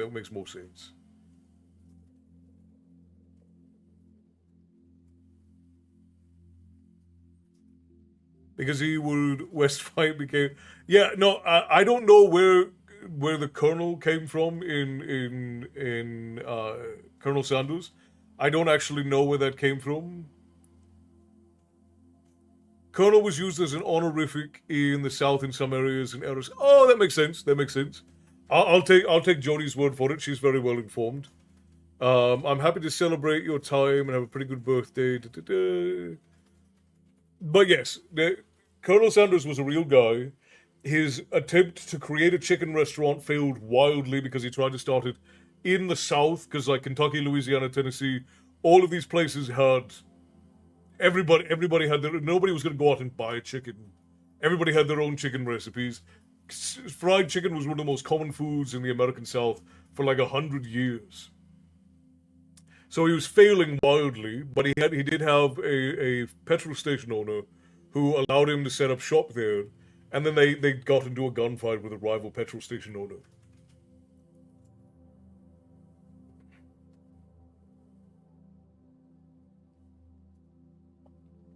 KFC can be pretty decent. It depends on how I'm feeling, but KFC is one of the better fast foods out there. Can be, anyways. All right, let's get back into this. Chapter 2. Palancar Valley. The sun rose the next morning with a glorious conflagration of pink and yellow. The air was fresh, sweet, and very cold. Ice edged the streams, and small pools were completely frozen over. After a breakfast of porridge, Eragon returned to the glen and examined the charred area. The morning light revealed no new details, so he started for home. The rough game trail was faintly worn and in places non-existent, because it had been forged by animals. It often backtracked and took long detours. Yet for all its flaws, it was still the fastest way out of the mountains. The spine was one of the only places that King Galbatorix could not call his own. Stories were still told about how half his army disappeared after marching into its ancient forests. A cloud of misfortune and bad luck seemed to hang over it. Though the trees grew tall and the sky shone brightly, few people could stay in the spine for long without suffering an accident. Eragon was one of those few. Not through any particular gift, it seemed to him, but because of persistent vigilance and sharp reflexes.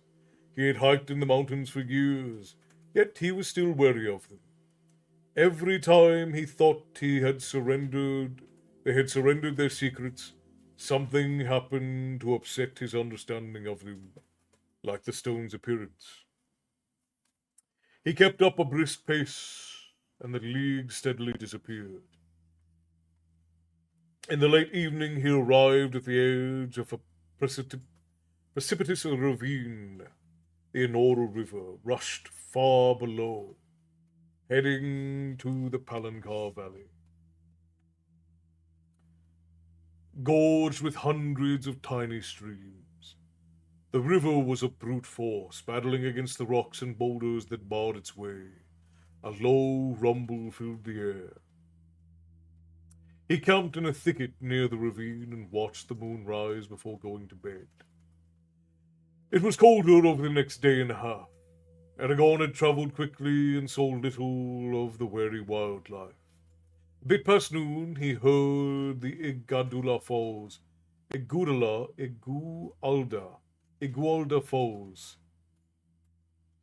blanketing everything with the dull sound of 1,000 splashes.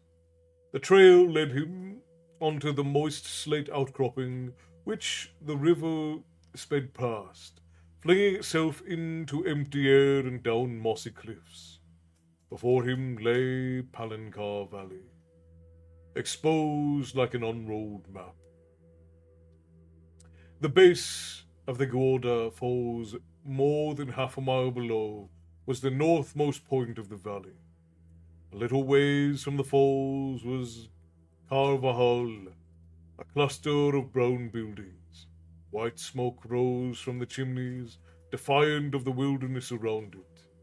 At this height, farms were small square patches no bigger than the end of his finger. The land around them was tan or sandy, where the dead grass swayed in the wind. The Enora River wound from the falls towards the Palancar's southern end, reflecting great strips of sunlight. Far in the distance it flowed past the village, Derrinsford and the lonely mountain Utgard.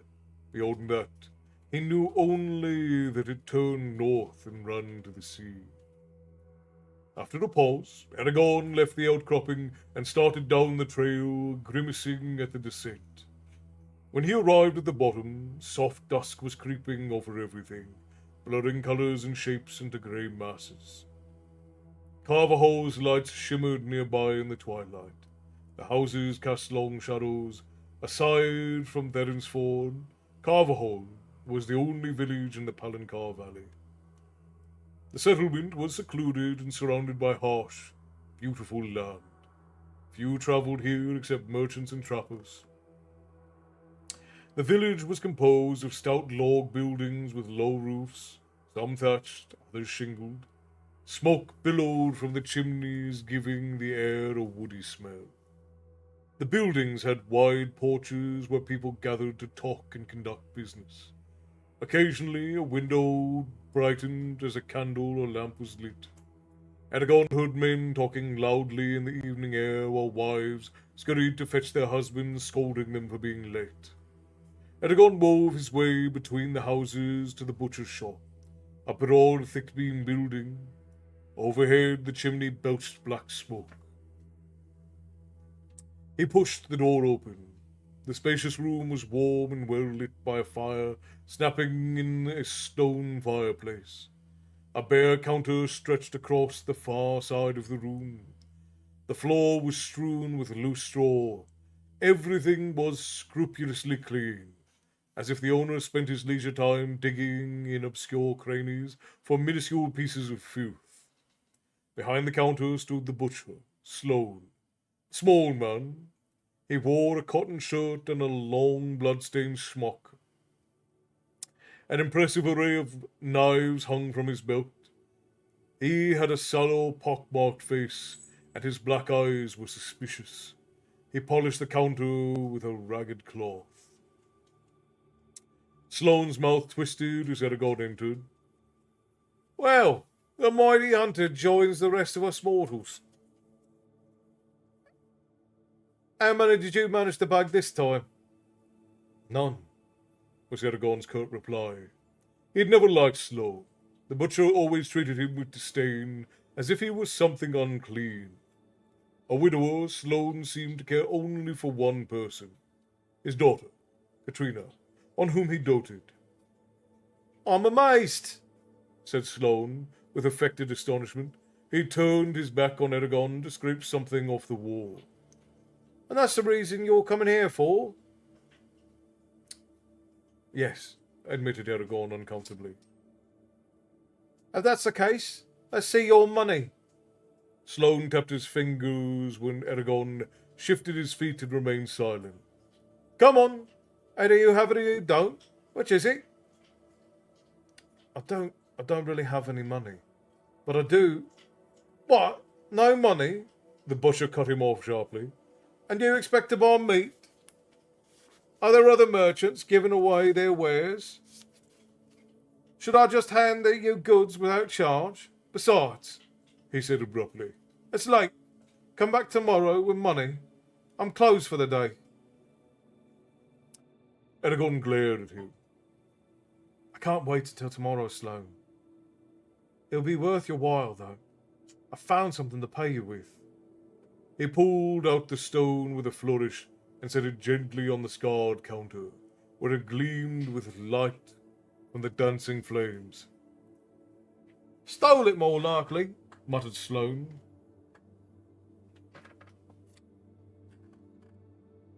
Leaning forward with an interested expression.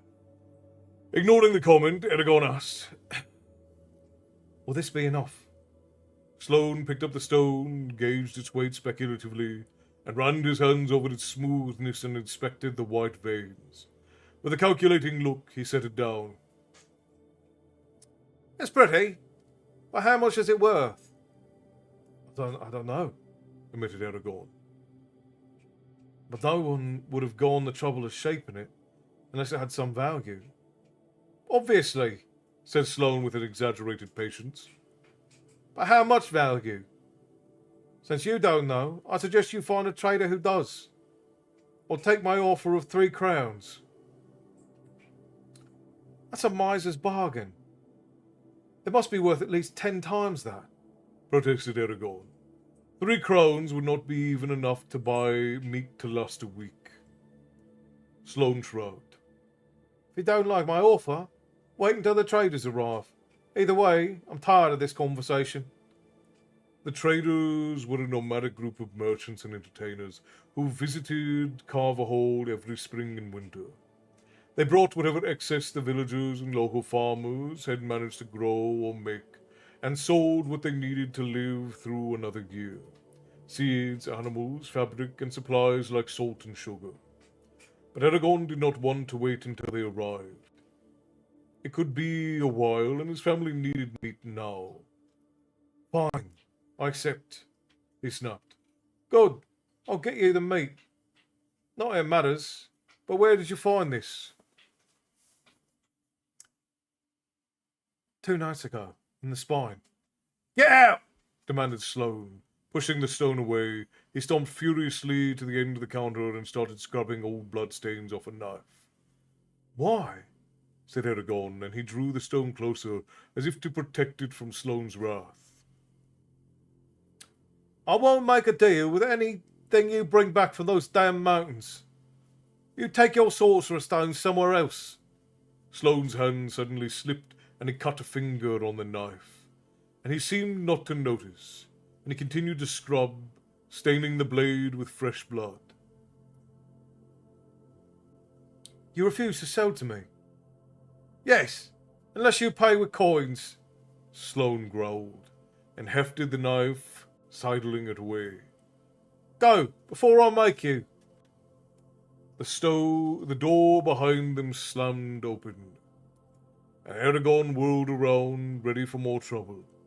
In stomped Horst, a hulking man. Sloane's daughter, Katrina, a tall girl of 16, trailed behind him with a determined expression. Eragon was surprised to see her. She usually absented herself from any arguments involving her father. Sloane glanced at him warily, then started to accuse Eragon. He won't. Quiet! Announced Horst in a rumbling voice, cracking his knuckles at the same time. He was Carverhole's smith. As his thick neck and scarred leather apron attested, his powerful arms were bare to the elbow. A great expanse of hairy muscular chest was visible through the top of his shirt. A black beard, carelessly trimmed, roiled and knotted like his jaw muscles. Sloane, what have you done now? Nothing. He gave Eragon a murderous gaze and then spat. This boy came in here, started badgering me. I asked him to leave, but he won't budge. I even threatened him, and he still ignored me. Sloane seemed to shrink as he looked at Horst. Is this true? No, replied Eragon. I offered this stone as payment for some meat, and he accepted it. And then I told him that I found it in the spine, and he refused to even touch it. What difference does it make where it came from? Horst looked at the stone curiously, then returned his attention to the butcher. Why won't you trade him, Sloane? I've no love for the spine myself, but if it's a question of the stone's worth, I'll back it with my own money. The question hung in the air for a moment. Then Sloane licked his lips and said, This is my store, and I can do whatever I want. Katrina stepped out from behind Horst and tossed back her auburn hair like a spray of molten copper. Father, Eragon is willing to pay. Give him the meat, and then we can have supper.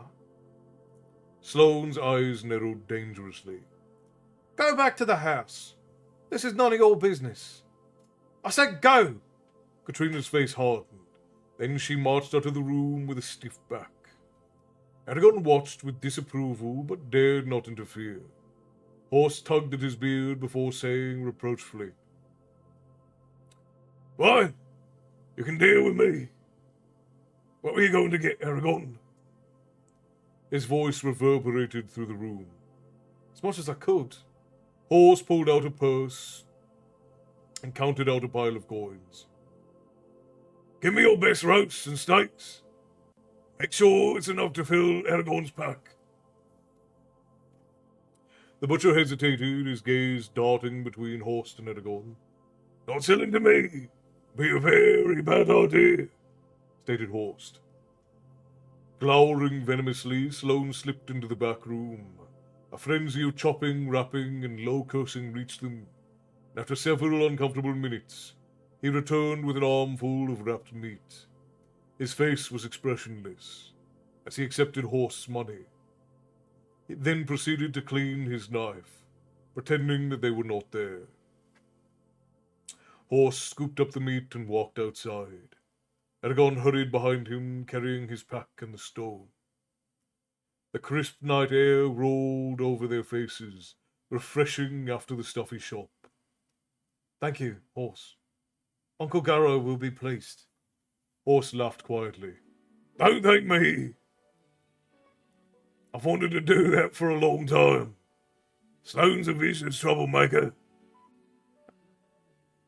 It does him good to be humbled. Katrina heard what was happening and ran to fetch me. Good thing I came. The two of you were almost in blows. Unfortunately, I doubt he'll serve you or your family next time you go in there, even if you do have coins. Why did he explode like that? We've never been friendly, but he's always taken our money. And I've never heard him treat Katrina that way, said Eragon, opening the top of his pack. Or shrugged. Ask your uncle. He knows more about it than I do. Eragon stuffed the meat into his pack. Well, I have one more reason to hurry home. Solve this mystery. Here, this is rightfully yours. He proffered the stone. Horse chuckled. Oh, you keep your strange rock. As for payment, Albrecht's plans to leave for Feinstein next spring. He wants to become a master smith. I'm going to need an assistant. You can come and work off the debt on your spare days. Eragon bowed slightly, delighted. Horst had two sons, Albrecht and Boldor, both of whom worked in his forge.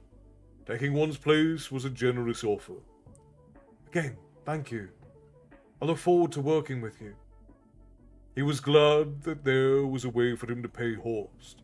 His uncle would never accept charity. Then Eragon remembered what his cousin had told him before he had left for the hunt. Roran wanted me to give Katrina a message. Since I can't, can you give it to her? Of course. He wants her to know that he'll come into town as soon as the merchants arrive, and that he will see her then. They're all... Eragon was slightly embarrassed. No. He also wants her to know that she's the most beautiful girl he's ever seen, that he thinks of nothing else. Horse's face broke into a broad grin, and he winked at Eragon. Getting serious, isn't he?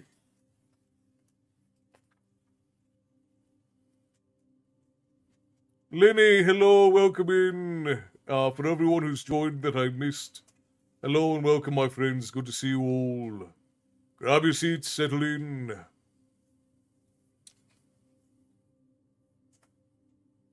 Oh, ads starting soon. All right, we'll go ahead and let those. We'll let those run real quick. I think we only have. Well, no, you know what? We'll snooze them again for me, Frost, if you please.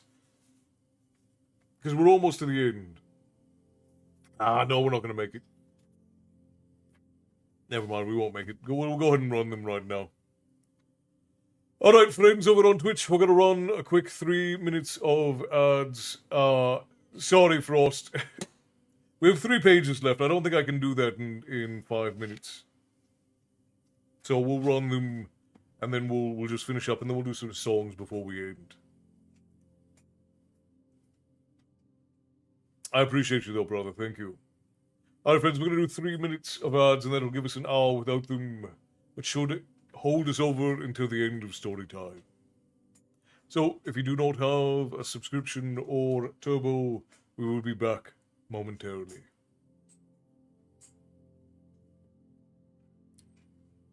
So, this is the first time I have read Eragon in probably 10 years, maybe more than that.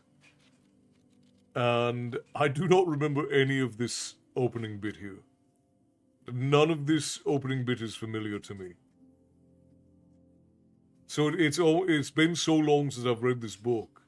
It's almost like I'm reading it for the first time again, which is wonderful.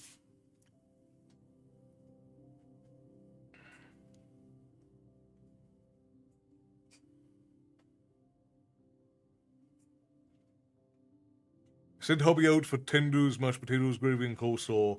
I was happy. My own chicken is good, but sometimes I don't want to marinate chicken in buttermilk, and I want it now. Which is fair enough, Bobby. It's fair enough.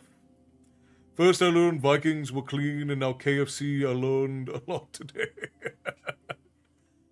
Yeah, you have to eat KFC fresh if you're gonna eat it. Kentucky Fried Chicken is good, but it has to be eaten fresh. Soon as it gets soggy, I think that's true of uh, most fast food. Is it's best if it's eaten fresh. As soon as it's not fresh anymore, it's just not as good.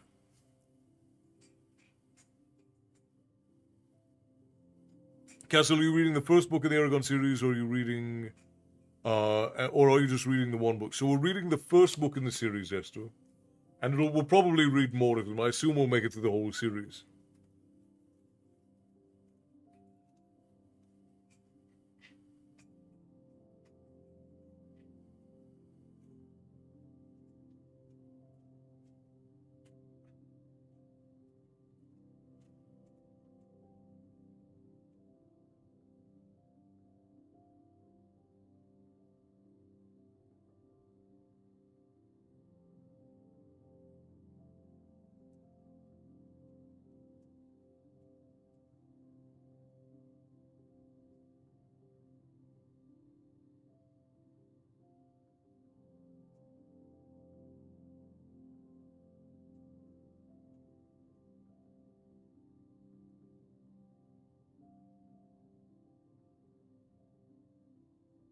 Jordan, hello. I just saw your message. I was just scrolling back up. Jordan, it's good to see you. Long time no see. Welcome in.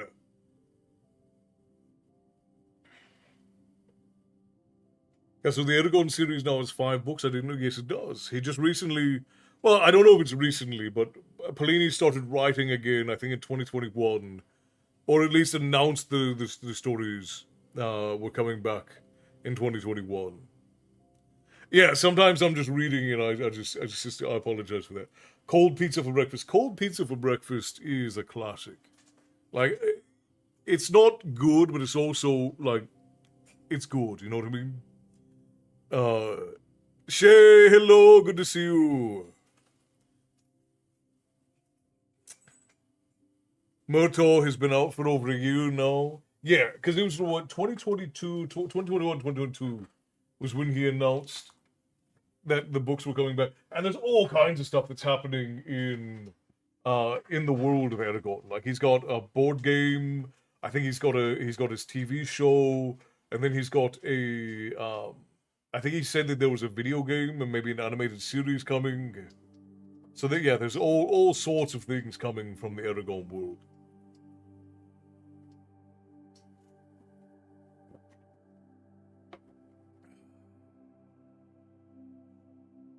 I thought my phone froze. Nope, just me sitting still. My grandmother used to say when we didn't finish dinner, don't worry, have it for breakfast, just throw an egg on it. Pizza was served with eggs after. Yeah, I mean, and it's good advice too, because then you don't waste food. And I know some people are like bougie and they're like, oh, I don't want to eat the same thing twice in a row. I'm a simple creature. I usually eat the same thing for most meals.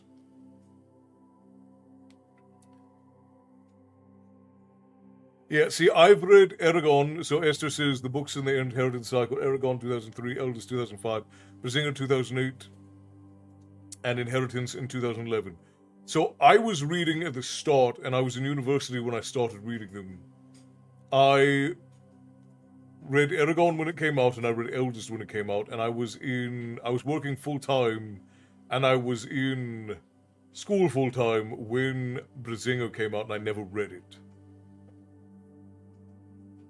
Eragon is getting a TV show, Johnny.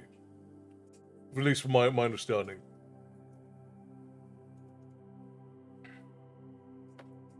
And I've not read Murtaugh. Murtaugh was the sort of, because after the Eragon movie came out, Polini's career got massively derailed, sadly.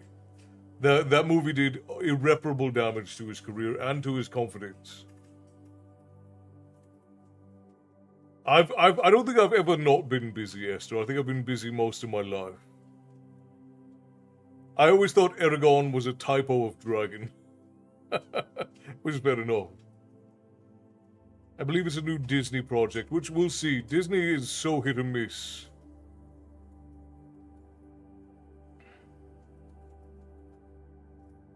But yeah, I don't think there's ever been a time in my life when I wasn't busy, Esther.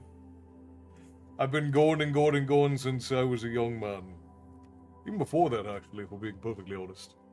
Been going since I was born, more or less.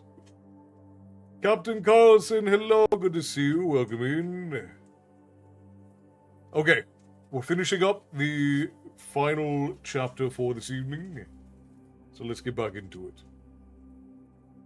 Yes, sir. Eragon answered with a quick smile. Could you also give her my thanks? It was nice of her to stand up to her father for me. I hope that she isn't punished because of it. Roland would be furious if I got her into trouble. Oh, I wouldn't worry about it. Sloane doesn't know that she called me, so I doubt he'll be too hard on her. Before you go, will you stop with us? I'm sorry, but I can't. Goro is expecting me. Said Eragon, tying off the top on his pack. He hoisted her onto his back and started down the road, raising his hand in farewell. The meat slowed him down, but he was eager to be home, and renewed vigor filled his steps. The village ended abruptly, and he left its warm lights behind. The pearlescent moon peeked over the mountains, bathing the land in a ghostly reflection of daylight. Everything looked bleached and flat. Near the end of his journey, he turned off the road, which continued south. A simple path led straight through the waist-high grass and up a knoll, almost hidden by the shadows of protective elm trees. He crested the hill and saw a gentle light shining from his home. The house had a shingled roof and a brick chimney. Eaves hung over the whitewashed walls, shadowing the ground below. One side of the enclosed porch was filled with split wood, ready for the fire. A jumble of farm tools cluttered the other side. The house had been abandoned for half a century when they moved in after Goro's wife, Marianne, died. It was 10 miles from Carvajal, farther than anyone else's. People considered the distance dangerous because the family could not rely on help from the village in times of trouble. But Eragon's uncle would not listen. 100 feet from the house, in a dull-colored barn, lived 2 horses, Birka and Brule, with chickens and a cow. Sometimes there was also a pig, but they had been unable to afford one this year. A wagon sat wedged between the stalls, and on the edge of their fields, a thick line of trees traced along the Anora River. He saw a light move between the windows as he wearily reached the porch. Uncle, it's Eragon. Let me in. A small shutter slid back for a second, and then the door swung inward. Garo stood with his hand on the door. His worn clothes hung on him like rags on a stick frame. A lean, hungry face with intense eyes gazed out from under the graying hair. He looked like a man who'd been partly mummified before it was discovered that he was still alive. "Aren't sleeping?" was his answer to Eragon's inquiring glance. A lantern flickered on a wood table so old that the grain stood up in tiny ridges under like a giant fingerprint.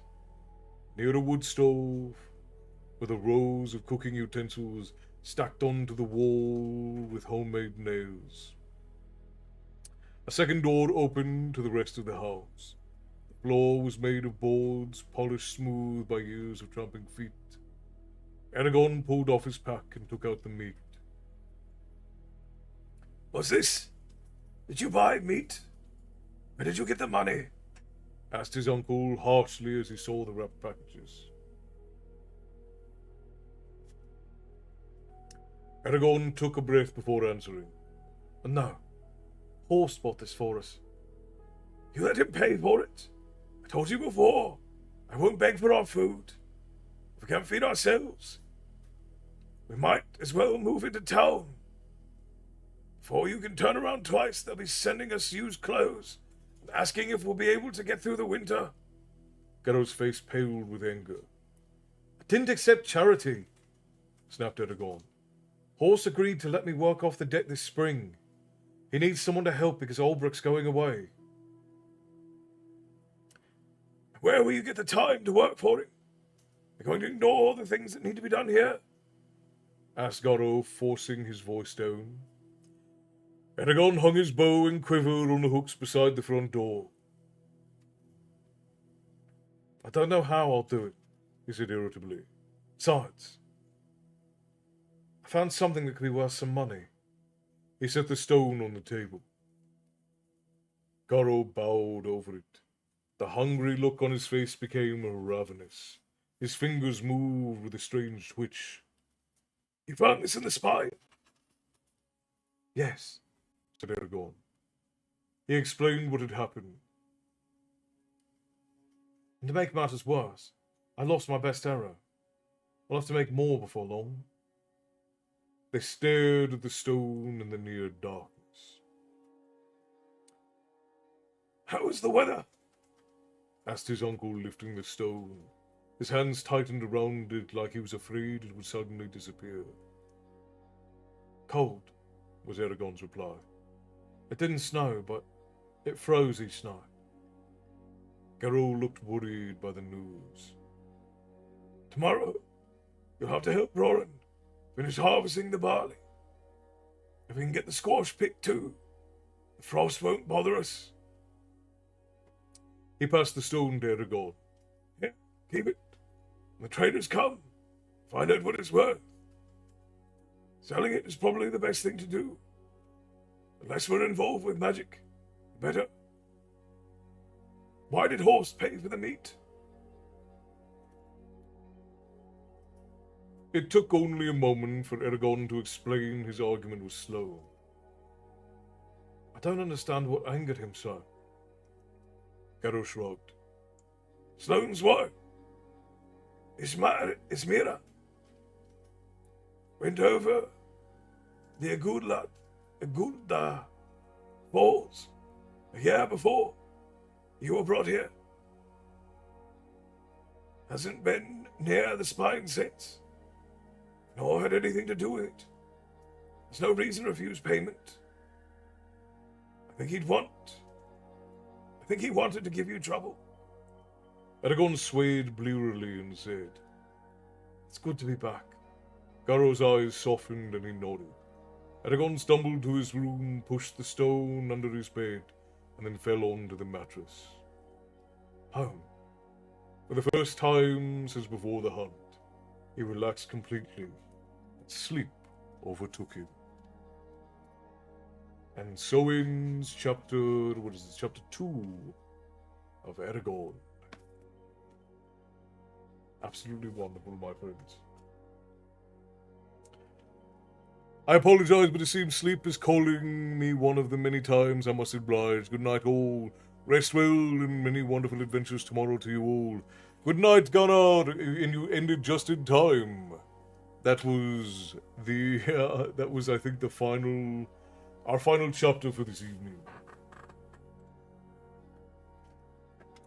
Castle, I'm finishing up the outline on book 4. Barry's goal in book 4 is fixing, and the Wicked Ones is destroying in terms of something in the universe for both, but still personal due to how the story is set up. Does that work overall in your view? I want to say more, but I don't want Milo shouting spoilers. There will be songs, Petra. I think we can do probably 2 or 3 songs tonight.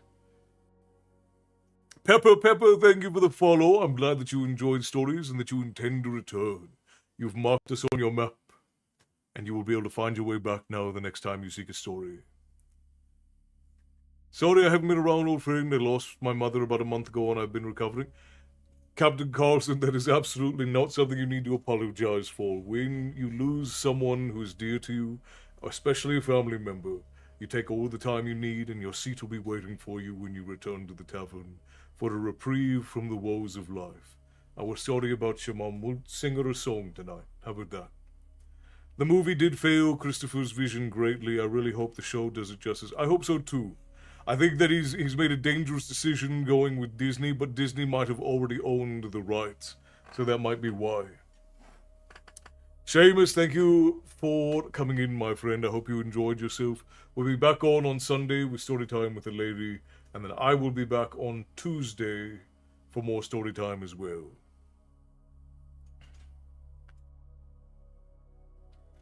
So what was that guy's problem? My brain scrambled what you said, so I didn't understand it.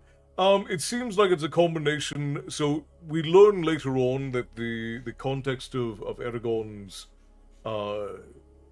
parentage is odd, and that he's not his parents for some reason. I don't remember exactly what it was, but he's seen as sort of like an outcast, and so some of the villagers just don't like him, and his wife threw herself off the falls, which is more a poor endorsement of him as a husband than it is of Eragon, but so he just doesn't have any love for the spine at all. And Matty, I think that that's fine. You just have to be careful not making your plots too grand, because then they're very hard for people to relate to. When you do big, gigantic, grand things, it's difficult. Hoist up the thing? Yeah, we can do hoist up the thing. I request you and the Mrs. duet Bogart ballad. I don't know what that is, Pint Goblin. I've been trying to find a way to remove the number. Oh, you're talking with Shay, okay. Crow, good night, rest well. Thank you so much for joining us. I hope that you had a good time, and we will see you back on Sunday, my friend. Yeah, just have 8 of them at a time, easy. Wait, what did I say? See you Sunday, Castle, Ishmael. Good night, Nina. Have yourself a wonderful, wonderful evening. Rest well, and may you rise tomorrow ready to face the day. Yeah, the personal needs to be all the way at the forefront, to be sure. You don't know, no thanks needed, Captain Carlson. You take whatever time you need to make sure that you are recovering well. I remember when I lost my mother in 2018, it hit me like a bag of bricks. It's a very difficult thing to lose someone who is dear to you. So make sure that you're managing well and that you and your family are properly maintaining everything.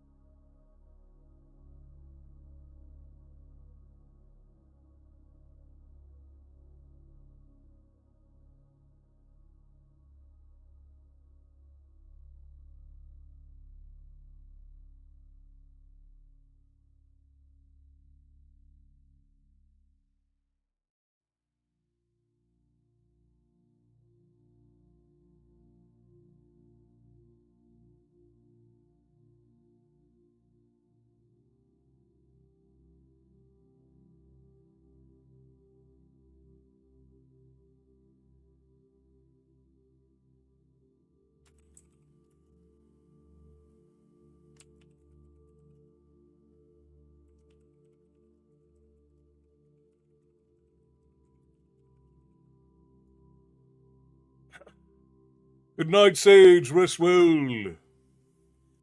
It's still showing that the audio is working for me. I hear something. I hear. Yeah, it was the audio was it was still showing for me through all of it. It must have been a network issue. Maybe Milo's playing with the thing again. Sounds back up. All right, good. All right, so we'll do hoist up the thing as a fun one, and then we'll do red as the rose. I think that'll be fine. So we'll do.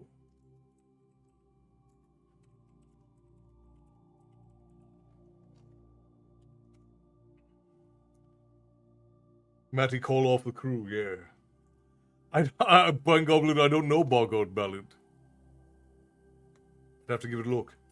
Esther the ghost is tampering with the net. So it would seem. So it would seem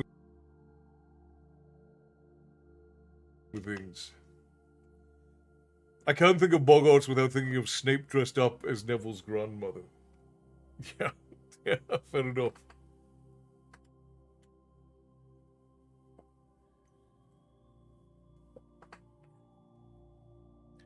Good night, Destiny Love. Thank you for dropping in. I appreciate you. I'm happy to see that the old homestead is coming along finally.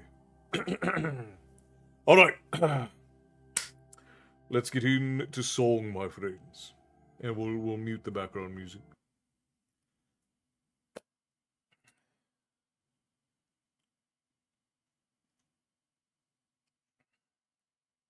Send me a message about it, Pine Goblins, so that I can look it up and see if it's something we can do. Lupin was the best defense against the dark arts teacher. I agree. Wholeheartedly. I think Mad Eye Moody had the potential to be if he wasn't locked in a box through his whole tenure. Okay.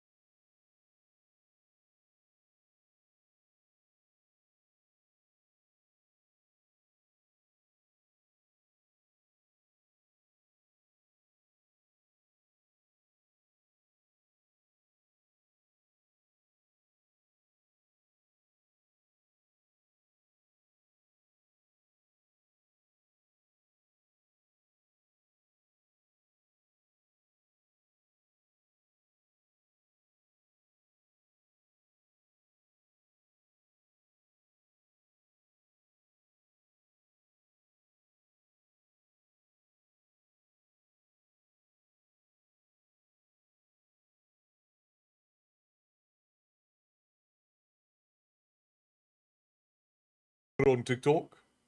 And anybody on any other platforms, is it just Twitch that it's cutting out on? Or is it anywhere else? Because it's still showing for me. Everything is showing for me. Okay, so I have sound on TikTok. Is the sound working on every other platform, or is it just on... Is it just on...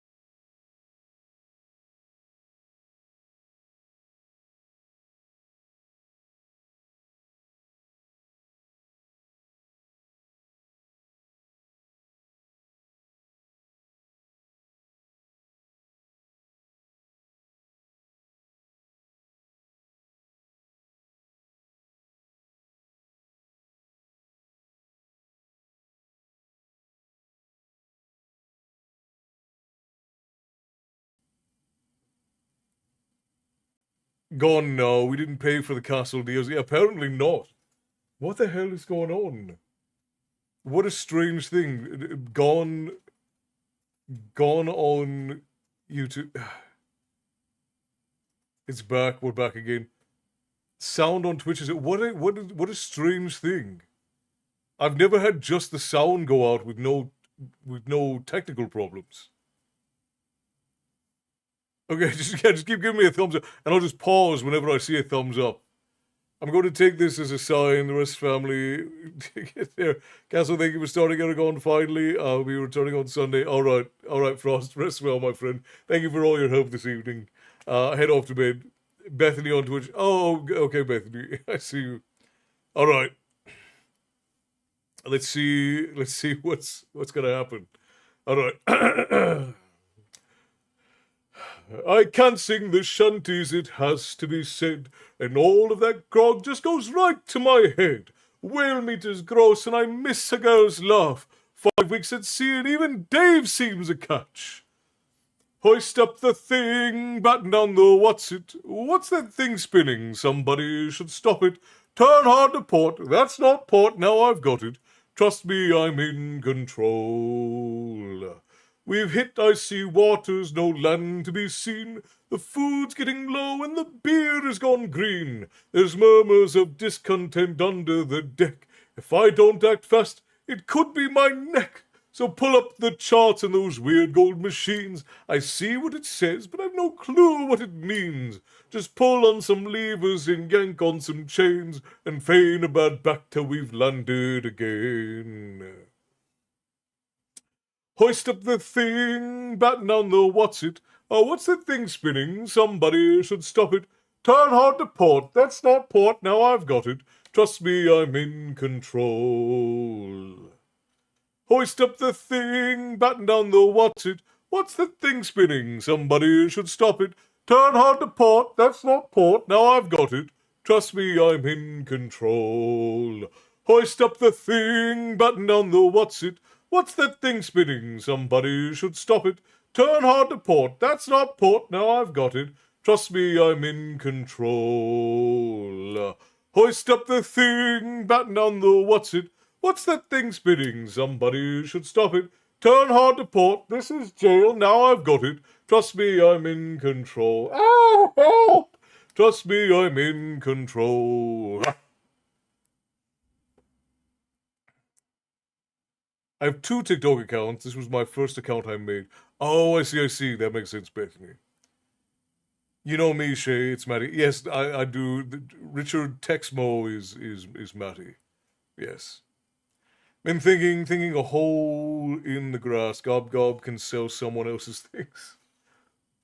All right, now we'll do Red is the Rose.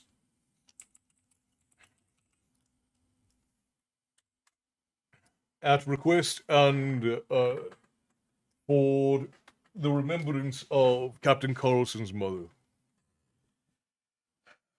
You're welcome, Esther. You're welcome.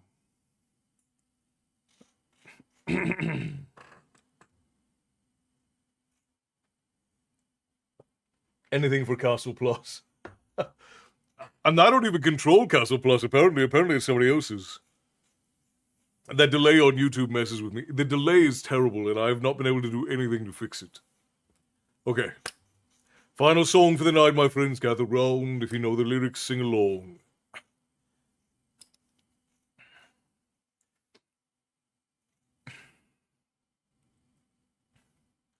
Come over the hills, my bonny Irish lads.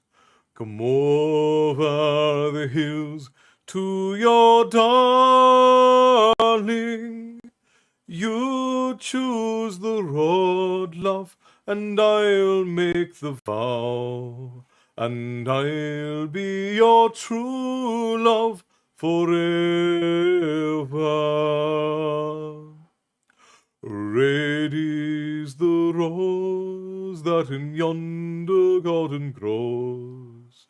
Fair is the lily of the valley. Clear is the water that flows from the Boyne.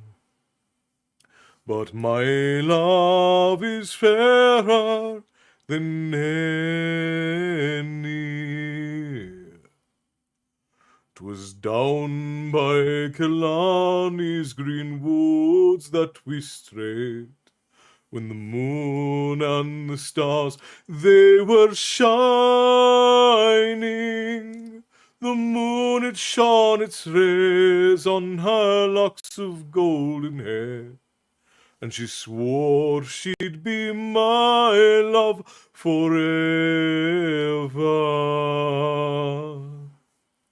Red is the rose that in yonder garden grows, fair is the lily of the valley, clear is the water that flows from the Boyne. But my love is fairer than any.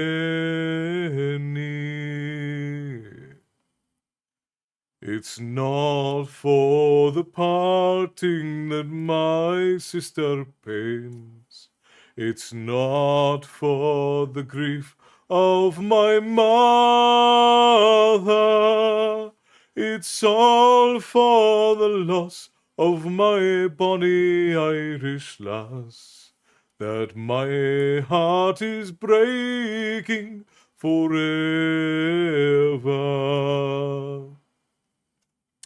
Red is the rose that in yonder garden grows, fair is the lily of the valley, clear is the water that flows from the Boyne. But my love is fairer than any. Red is the rose that in yonder garden grows, fair is the lily of the valley, clear is the water that flows from the Boyne. But my love is fairer than any. Oh, my love is fairer than any.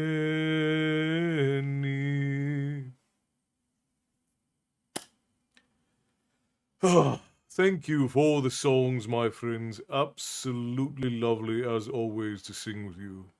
My profile picture here is 10 years old. I'd go confirm, but it really isn't that important. I don't know if I can click on your profile, Bethany. Oh, I can. We'll bring it up. It's probably going to start blasting TikTok sounds, so I'm going to mute that.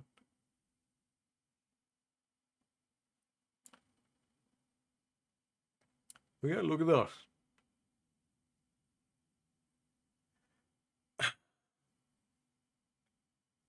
Bro, why is the emote called elbow cough? It's a dab.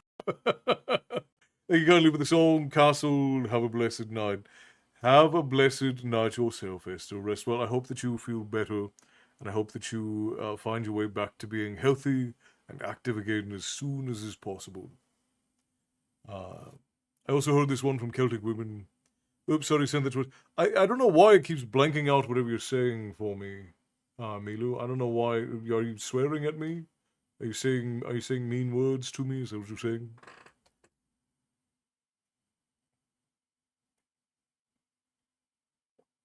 Elsie knows the lyrics. I hope she sang along.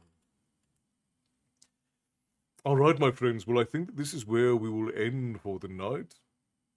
I'm sorry for the odd audio issues. I've not had that happen ever. Always swearing at you, of course. Of course. Thank you, Castle. I needed that blessed message. I too hope I recover, and I'm sure that you will. I spam the cheers emoji. Oh, it's so weird that it blanked that out. That is strange. So if you're over on the Twitch portal, we will raid out to share the love.